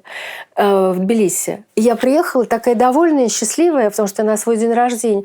Я смотрю, они в ужасном состоянии, они очень переживают, что они уехали. Они говорят, ты не понимаешь, вот мы уехали, неизвестно, когда мы вернемся. Я говорю, ну послушайте, раньше вот мать Дюки, она не видела свою дочь там 10 или 15 лет, а я к вам приехала через 2 месяца. То есть это все иначе.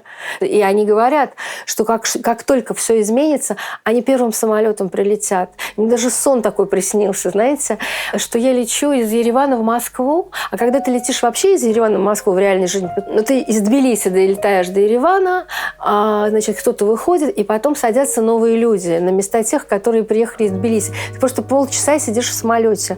И этот самолет наполняется такими армянскими мужчинами, которые едут работать в Москву. А мне снится сон, что, значит, освобождаются самолет, и туда входят все те, кто уехал, и мои дети тоже.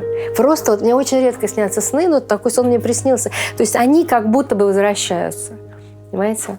Я все время думаю, это довольно такая моя серьезная личная проблема, что родители, которые сильно увлечены проблемами других людей, не обращают должного внимания на то, как растут их собственные дети.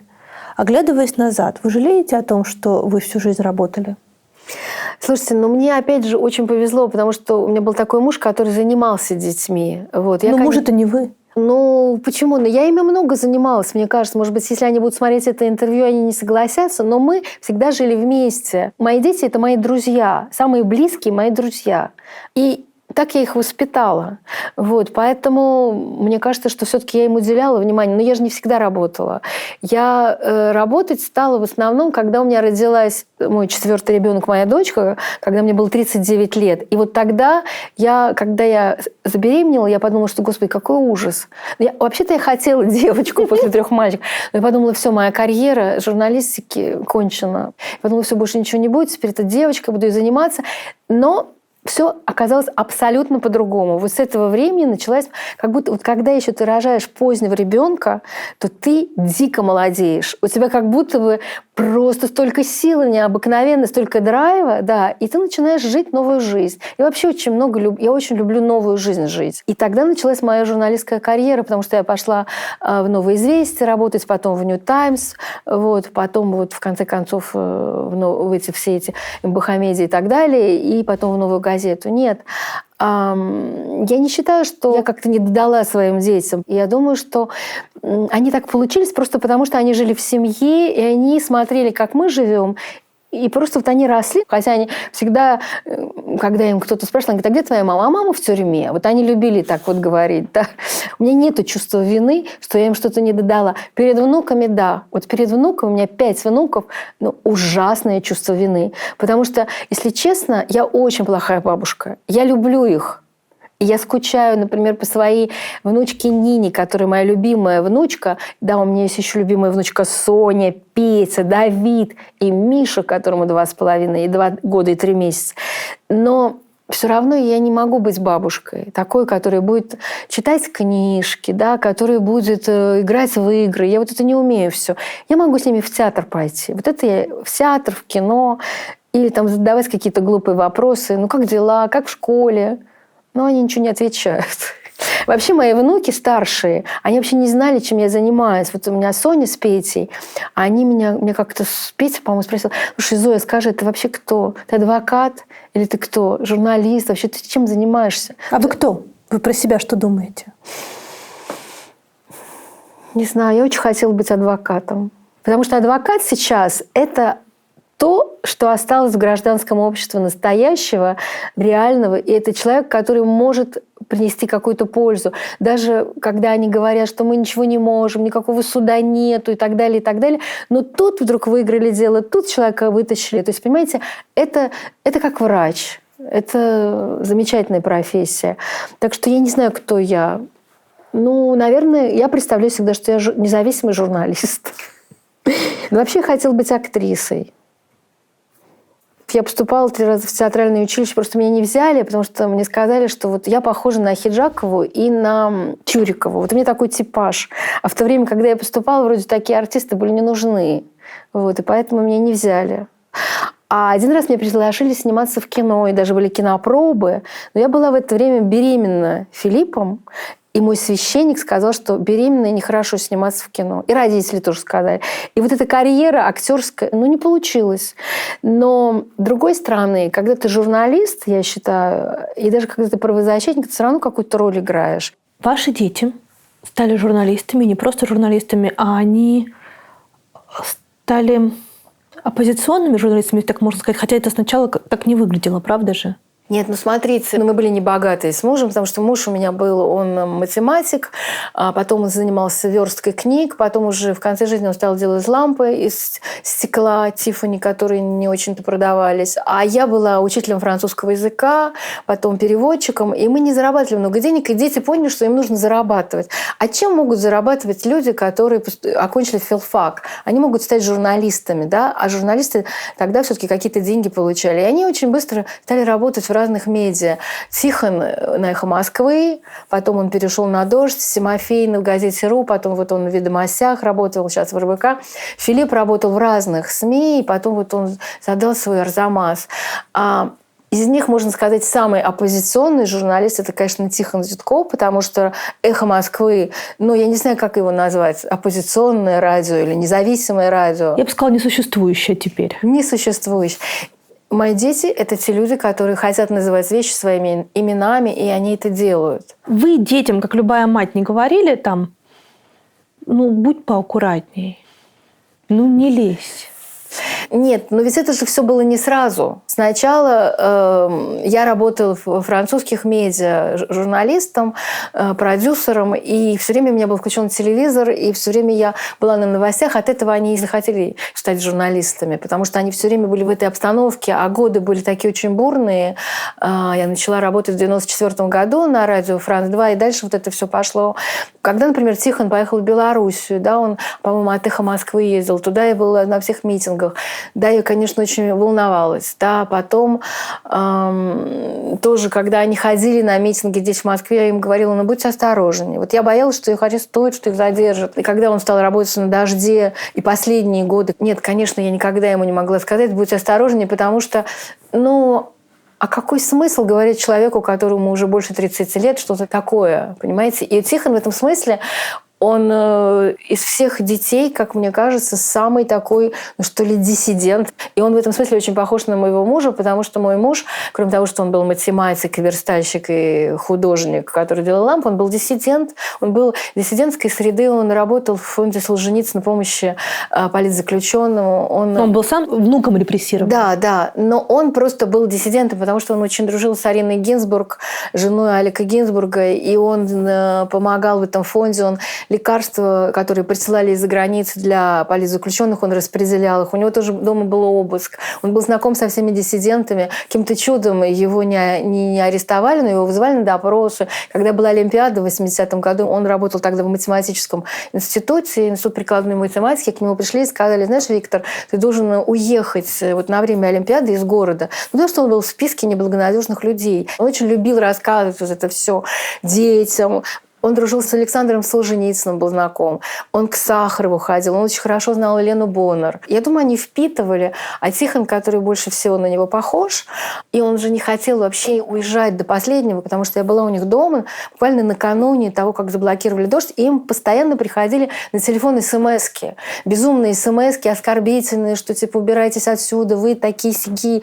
И Катя, его жена, Катрикадзе, Катя, которой мама погибла на улице Гурьянова во время теракта в 1999 году, ей было 18 лет, она чудом уехала в Тбилиси и спаслась, а так она тоже могла погибнуть. И она с очень такой подвижной, в хорошем смысле, психикой, но просто человек, который пережил огромную трагедию, и она боялась, когда такие смс-ки присылают, потому что непонятно, что они хотели. А это была такая психическая атака. И мы сказали тогда, я сказала, слушай, давайте же купите билет, там на время уедете. И он был против. Мы чуть не поругались. Это единственный раз, наверное, когда я сказала, что давай все-таки уезжай. Потому что с детства, с юности я была воспитана своими родителями, что из России уезжать нельзя. Почему? Потому что это наша родина, нельзя уезжать в эмиграцию, нужно тут бороться. Это было с детства. И когда со мной, с моей семьей случилась такая же история, я поняла, что нет. А почему мои дети должны сидеть в тюрьме?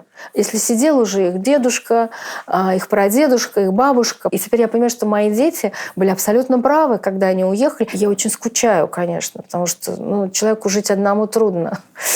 Вот. Но я их понимаю, потому что я понимаю, что это вот такое поколение, молодое поколение, которое может состояться в другой стране и который в то же время очень хочет вернуться. Считаю, что они, те, кто уехали, они сделали очень правильно. Они поняли, что они должны уехать, чтобы там продолжать бороться, продолжать свою там жизнь, чтобы их дети и их жены не носили им передачи туда, понимаете? Это ненужный опыт. И все те журналисты, которые уехали, я считаю, что они сделали очень правильно, потому что все, что они делают за границей, они по объему, да, по количеству просмотров, это сопоставимо, мне кажется, с аудиторией Первого канала или какого-то там канала. И они там делают то, что они не могли бы делать здесь. Потому что здесь журналист ничего делать не может. А вы как-то сказали, что у каждого должна быть своя Зара, имея в виду Зару Муртазалиеву, девушку, которая была осуждена по статье «Терроризм». И буквально с первых дней этого дела вы в это дело вписались. Да. Вы сразу поняли, что Зара не виновата? Что она не виновата? Конечно. Но это благодаря Светлане Алексеевне Ганушкиной, которая это дело придала гласности, а к ней пришли женщины, которая была матерью одной из Зариных подруг, девушек русских, которые приняли ислам, вот, и которые Зару подставили и рассказали ФСБшникам, что Зара хотела взорвать охотный ряд. Вот, и одна из мам пришла к Светлане Ганушке и сказала: знаете, вот эта девушка не виновата, а ее посадили. И Ганушкина стала это все узнавать, и стало быстро понятно, что это абсолютно фейковое дело, абсолютно сфальсифицированное, придуманное, что она, конечно, совершенно не виновата. 8,5 лет Зара провела в российской тюрьме. Да. И вы 8,5 лет верили, что вам удастся ее оттуда достать? У меня не было вопроса, удастся, не удастся. Я хотела, чтобы ее оттуда, чтобы ее освободить. Сначала по УДО. Когда я работала на французском телевидении продюсером, мы поехали в 2006 году, после убийства Ани Политковской, мы поехали брать интервью Кадырова. И я попросила маму Зары, чтобы она написала ему письмо освободить мою дочку. И мы туда приехали, мы взяли это интервью, и я, значит, ему это письмо сунула. Вот. И он сказал: да, я слышал про такое дело, да, я займусь. И ничего не происходило. Однажды утром я слушала «Эхо Москвы», и я услышала, что Кадыров издал какой-то указ о том, чтобы все заключенные чеченцы поехали в Грозный и отбывали там наказание. Потому что, в принципе, когда я у него была вместе с «Франц-2», я ему сказала: слушайте, хотя бы переведите, если вы не можете ее освободить, переведите ее в чеченскую колонию, чтобы она была ближе к дому. И вот он издает такой указ, и я ужасно рада, я приезжаю к Заре, в мордовскую колонию, говорю: знаешь, наверное, скоро тебя перевезут в Чечню к маме. Но не тут-то было, потому что оказалось, что в Чечне нету женской колонии, и поэтому ее туда привезти нельзя. По УДО ее тоже не отпускали. И когда у нее закончился срок ровно 8,5 лет, она приехала в Москву, недолго пожила в Чечне, а потом вышла моя книга на французском языке, где я про нее рассказывала, и мы с ней поехали на презентацию этой книги, и она неожиданно там осталась. Для вас тоже неожиданно было? Абсолютно для меня было неожиданно. Она сказала: я не вернусь в Москву, я не хочу. И она попросила политического убежища. И вот уже прошло 10 лет, ровно 10 лет. Я недавно была в Париже, я ее там видела. Вот. И она живет в Париже. У нее там есть наконец, свой дом, свое жилье, своя квартира, в которой она живет. И она работает, и она пишет книги, продолжает какие-то интервью брать. То есть она потихонечку становится журналисткой. И она там счастлива. То есть она мне сказала, что впервые... То есть она сидела 8,5 лет. 10 лет она еще приходила в себя после этих 8,5 лет. И сейчас она уже такая парижанка. Вы же поехали ее встречать из тюрьмы. Да, мы поехали в Мордовскую колонию с Филиппом, моим старшим А сыном. почему вы с сыном И поехали? с Тихоном.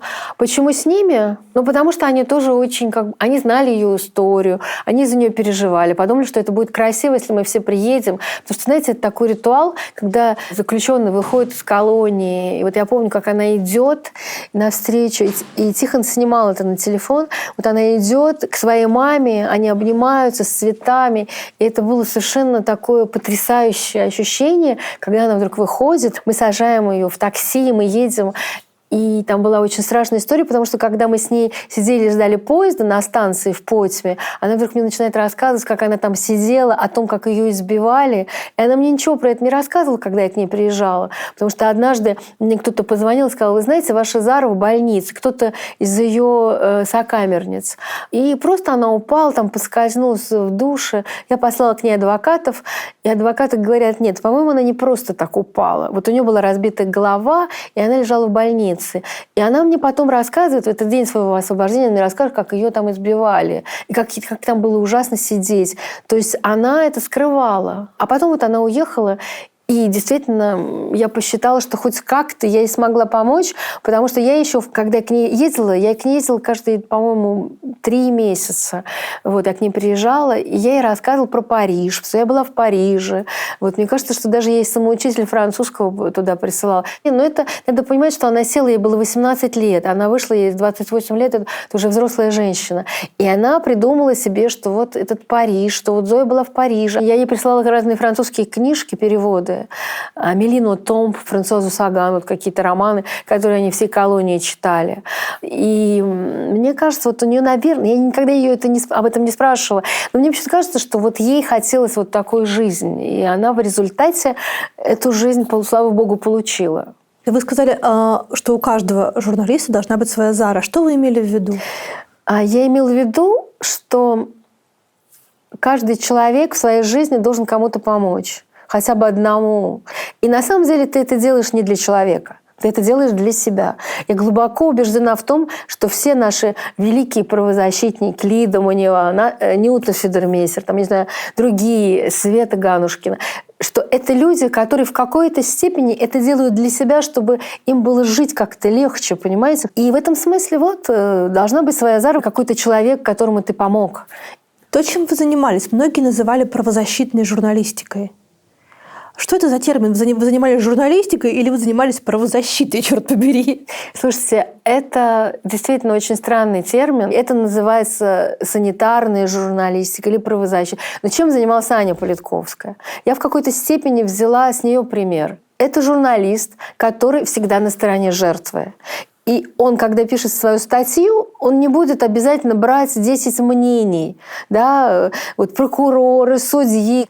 Ну, я звонила прокурору, он меня посылал ничего, в известное место, да, ничего мне не говорил, просто вешал трубку. А к судье я вообще не могу обратиться. Да? Я могу опубликовать обвинительные заключения, документы, но все равно я говорю, что этот человек не виноват. И это моя позиция, это моя правозащитная журналистика. То же самое делала Анна Политковская, которая писала о жертвах Чеченской войны, и они у нее всегда были невиновные. Потому что цель этой журналистики не просто добыть какой-то эксклюзив и написать что-то, а цель журналистики, чтобы человеку твоя статья помогла, чтобы ему или снизили срок, или дали условный срок, или вот отпустили, или ему дали матрас. Ну, что угодно. И я считаю, что когда такие происходят события в стране, когда репрессии, когда какие-то жуткие, макабрные события, что правозащитная журналистика, она важнее любой журналистики, потому что она помогает людям. Да, конечно, расследовательская журналистика – это великая журналистика, потому что вы разоблачаете каких-то ужасных коррупционеров или каких-то, да, государственных деятелей. Но вы это узнали. И что? Это что, меняет жизнь каким-то... Это меняет страну? Ну, быстро нет. Ну, на протяжении, наверное, это как-то изменит, потому что это накопится, и люди выйдут там куда-нибудь и скажут: не хотим здесь жить, как сделали украинцы, да, когда они прогнали свою власть на Майдане, потому что они не хотели жить вот с этим президентом, у которого там были какие-то золотые унитазы или какие-то серебряные унитазы, я не знаю. А правозащитная журналистика – это когда ты можешь вот просто взять и кому-то конкретно помочь, и достаточно на коротком отрезке времени. Ну, недавно вот чудесная история произошла. Есть такой Петр Парпулов, он авиадиспетчер. Его осудили за госизмену на 12 лет. И он в лагере очень тяжело заболел раком. И его дочка мне рассказала, что вот его не отпускают, ему предлагают там в лагере сделать какую-то дурацкую операцию, какую-то там операцию средневековую, вывести какую-то ему кишку, и вот он будет с этой кишкой жить, это будет ужасно. Я говорю, ну давайте мы его освободим, ну попробуем, да, его освободить. А как мы его можем освободить? А очень просто. Нам нужна публикация в газете, нам нужны уполномоченные по правам человека, и нам нужны врачи, которые какие-то дадут заключения. Ровно это мы и делали. Но поскольку уже ни в какой газете я не писала, то что новая газета, куда я поступила на работу буквально за месяц после того, как она прекратила свои публикации, я там не могла ничего написать про него. Тогда я стала обращаться в газету «Коммерсант» к коллегам и сказала, вот есть такой человек, давайте, пишите статью, его нужно освободить по здоровью. И они сказали, ну да, мы напишем. И они очень долго тянули. И я им звонила и говорила, пишите, иначе он умрет. Потом я закидала своими письмами уважаемую Татьяну Николаевну Москалькову. И я ей тоже рассказывала, что этот человек очень тяжело больной. Вот такое заключение, такое заключение и так далее, и так далее. И в результате этого человека очень долго не освобождали, но его освободили. И потом ему сделали операцию в московской больнице, куда я обратилась. И мои знакомые тоже обратились к замечательным врачам. И они бесплатно ему сделали операцию. И этот человек, слава богу, не умер. И он живет, и, я надеюсь, проживет еще долго. Он совсем не старый, ему 65 лет всего. А там, если бы он остался в этой колонии, я уверена, что он бы не прожил долго, и неизвестно, как бы эта операция прошла. Но просто вот удалось его вытащить благодаря многим-многим людям, которые поверили в то, что это можно сделать. Смотрите, во всех средствах массовой информации, в которых вы работали, так или иначе случились проблемы, и их больше не существует. Где дальше вы будете писать? Ну, я пишу в «Новой газете». Есть прекрасный сайт «Свободное пространство». На этом прекрасном сайте выходит наш прекрасный подкаст. Выходит подкаст, это минутка рекламы, с Верой Челищевой, замечательной журналисткой. Нет, но этот сайт существует. Но вам не кажется, что все-таки как будто бы все это кончилось, теперь уже вообще ничего невозможно? Нет, я не согласна, что кончилось. Я верю в «Новую газету», в то, что это такая газета, это, знаете, как змея, да, которая отрезают одну голову, а у нее вырастает другая. Но змея в хорошем смысле, потому что змеи тоже бывают добрые. Это люди, которые продолжают работать, несмотря ни на что. И я очень надеюсь, что они будут. И если у меня будет что написать, я буду туда предлагать.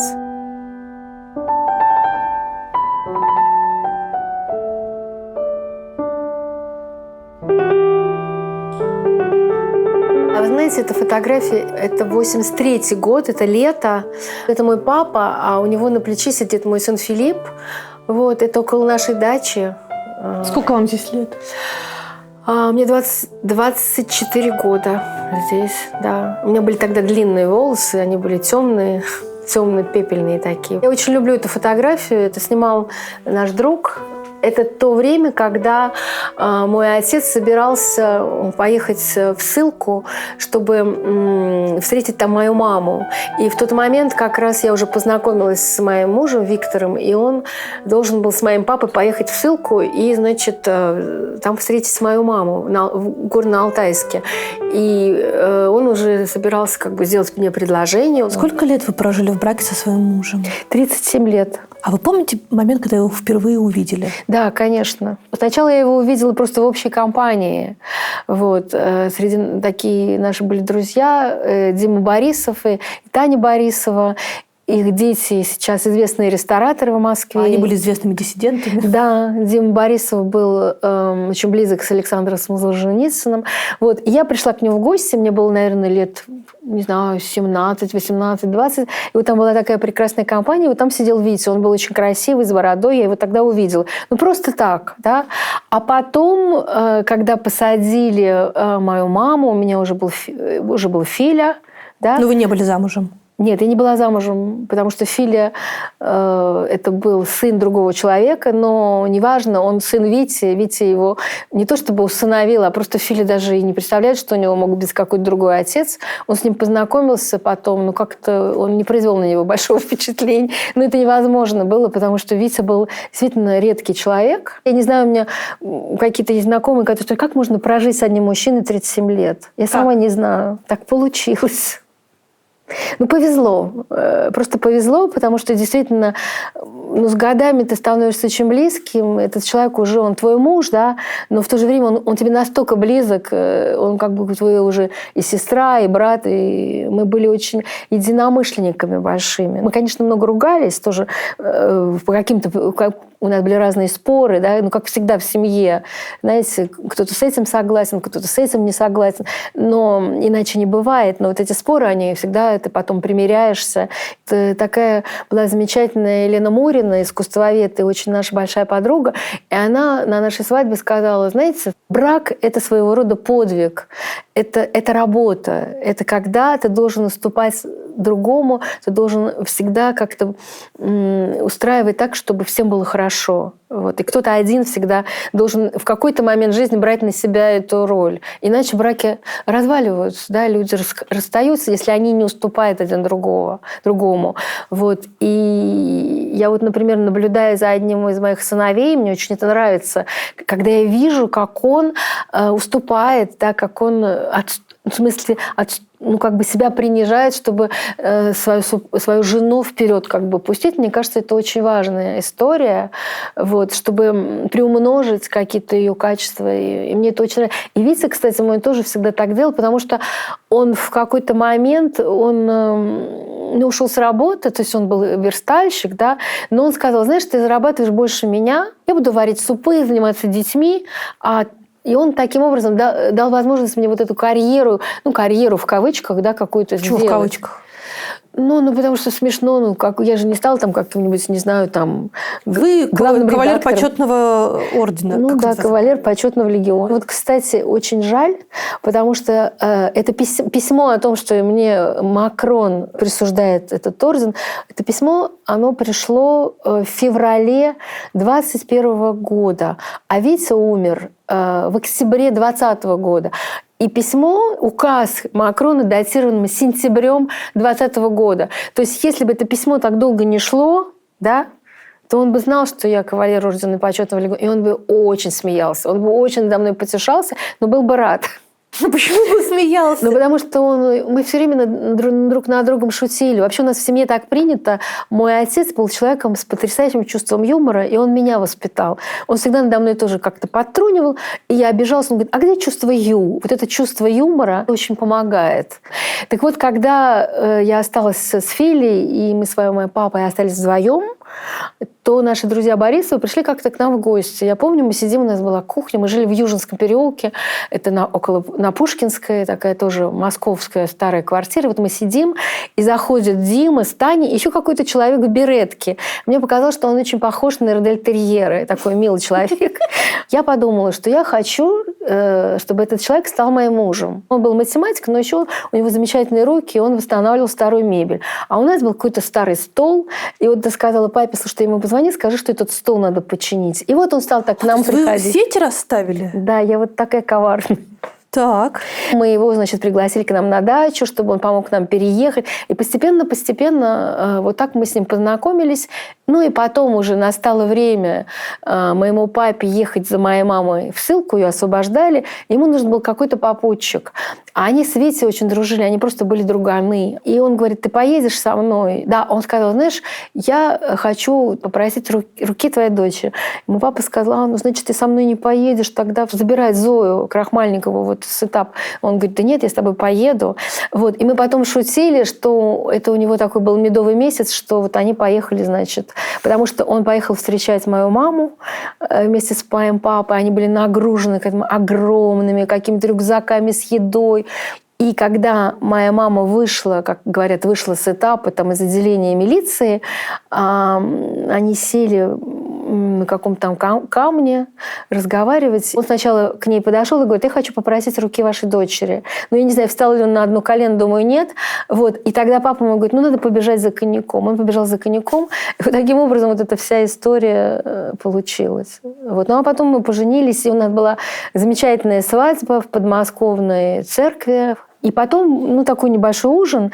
И мы очень смеялись и говорили, что вот моей мамы нет, она посаженная мать, да, когда-то есть такое выражение, посаженная мать. Мама же строгая очень была у вас. Да, у меня мама была очень строгая, у меня были с ней сложные отношения. Почему? Когда я уже была взрослая, а она когда вернулась из ссылки, то мы с ней ссорились, но это было из-за того, что мой папа с ней разошелся, в смысле, они разошлись, да, мой папа полюбил другую женщину, и они разошлись, а мама не могла этого простить, что мы с мужем остались на стороне папы, что мы как бы его и не изгнали. Она была максималистка, она была женщина крайности, человек крайности, поэтому она вот могла в тюрьме выжить, поэтому она не отреклась от своей веры, да, когда ее посадили, понимаете? С ней было трудно. Но потом, в конце жизни, мы с ней примирились. Она меня простила, и я ее простила. Ну, то есть это уже была совсем тоже другая жизнь. Мне кажется со стороны, что после войны ваши взгляды, которые были очень радикальные, как будто бы они чуть-чуть пригасли. Не в смысле, что вы себя сдерживаете, а вы стали лучше понимать людей, которым приходится соглашаться в чем-то с системой ради чего-то. Ну, наверное, просто я, может быть, стала старше, может быть, я стала мудрее. И смерть моего мужа очень на меня повлияла, потому что, видите, мой муж, он был человек, который очень любил людей, он не осуждал их, как осуждала я. Вот. А вы осуждали? Ну, конечно, я осуждала и публично осуждала. Вот. И даже лицо у меня перекашивалось, когда я что-то такое говорила. Нет, я стала больше понимать людей, потому что, наверное, это приходит с возрастом.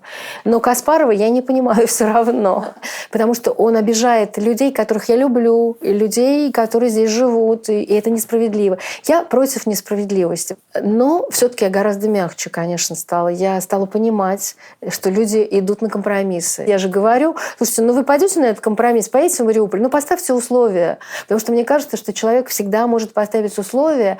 И я знаю примеры, когда люди ставили условия, и с ними ничего не было. И власть шла на их условия. Потому что власти очень было нужно, чтобы человек, условно говоря, поехал в Мариуполь.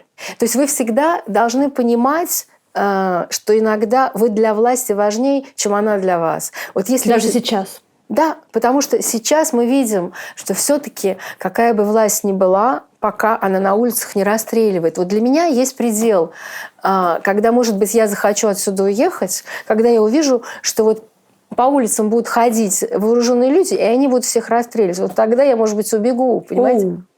А сейчас просто мне кажется, что еще мы не дошли до этой точки. Может быть, мы до нее дойдем. И весь мой вот этот, знаете, оптимизм, вот это такая какая-то прекраснодушие, можно будет его куда-нибудь засунуть, да, грубо говоря, в жопу, если можно у вас сказать такое слово. Много ли московских квартир, в которые вы ходили в гости, или хозяева, которых ходили в гости к вам, сейчас опустели? А много.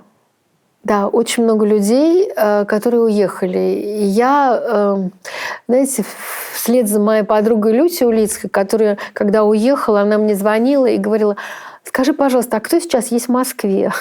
И я ей начинала перечислять: такие-то, такие-то. И вот я тоже вернулась из Грузии, и я звоню своим друзьям и говорю: ну вообще такое впечатление, что никого не осталось. Они говорят: да нет, здесь нас полно. В принципе, достаточно много людей осталось, с которыми я могу общаться. Вот правда. Мне хватит на месяц ходить вот только по домам. Но я же должна еще при этом другую жизнь, какую-то жизнь, работать, да? Читать книги, смотреть кино, ходить в театры. Это, конечно, может прозвучать кощунственно. Как можно сейчас, когда такое происходит, ходить в театры, к друзьям, не знаю, в рестораны? Но я считаю, что это можно. Потому что почему мы должны свою жизнь как бы менять, да, по вине каких-то людей, которые нашу жизнь хотят изменить. Вот те люди, которые задумали изменить нашу жизнь и жизнь еще миллионов людей, я не хочу идти у них на поводу. Я хочу продолжать жить свою жизнь. Но, конечно, я не могу делать вид, как будто бы эта жизнь такая же, как она была. Она никогда не будет прежней. Но все равно я не могу отказать себе в том, чтобы пойти в театр. Я заметила, что очень много людей ходят сейчас в театры, потому что люди хотят быть вместе.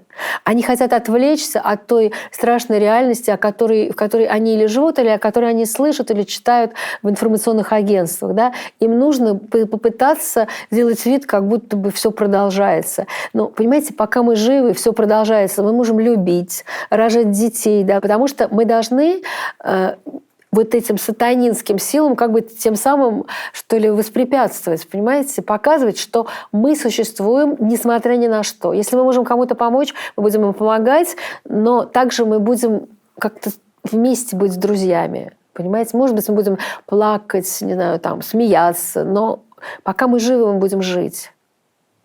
Выберите, пожалуйста, милосердие или справедливость. Я думаю, что и милосердие, и справедливость – это, я не знаю, они исключают друг друга или нет, милосердие. Можно кого-то помиловать, и это не будет справедливостью для другого, да, наверное, так. Но тогда я думаю, что и милосердие, и справедливость. Свобода или стабильность? Свобода. Правда или безопасность? Правда. Родина или истина? Истина. Что вы сделаете, когда кончится война? Что я буду делать? Я буду жить. Я буду жить так, как я живу сейчас. Я надеюсь, что мои дети вернутся, и мы будем жить еще какую-то новую жизнь. Как и все остальные, я уверена, что это должно обязательно произойти. Знаете, как у Брехта, плохой конец заранее отброшен. Он должен быть хорошим. Я так считаю.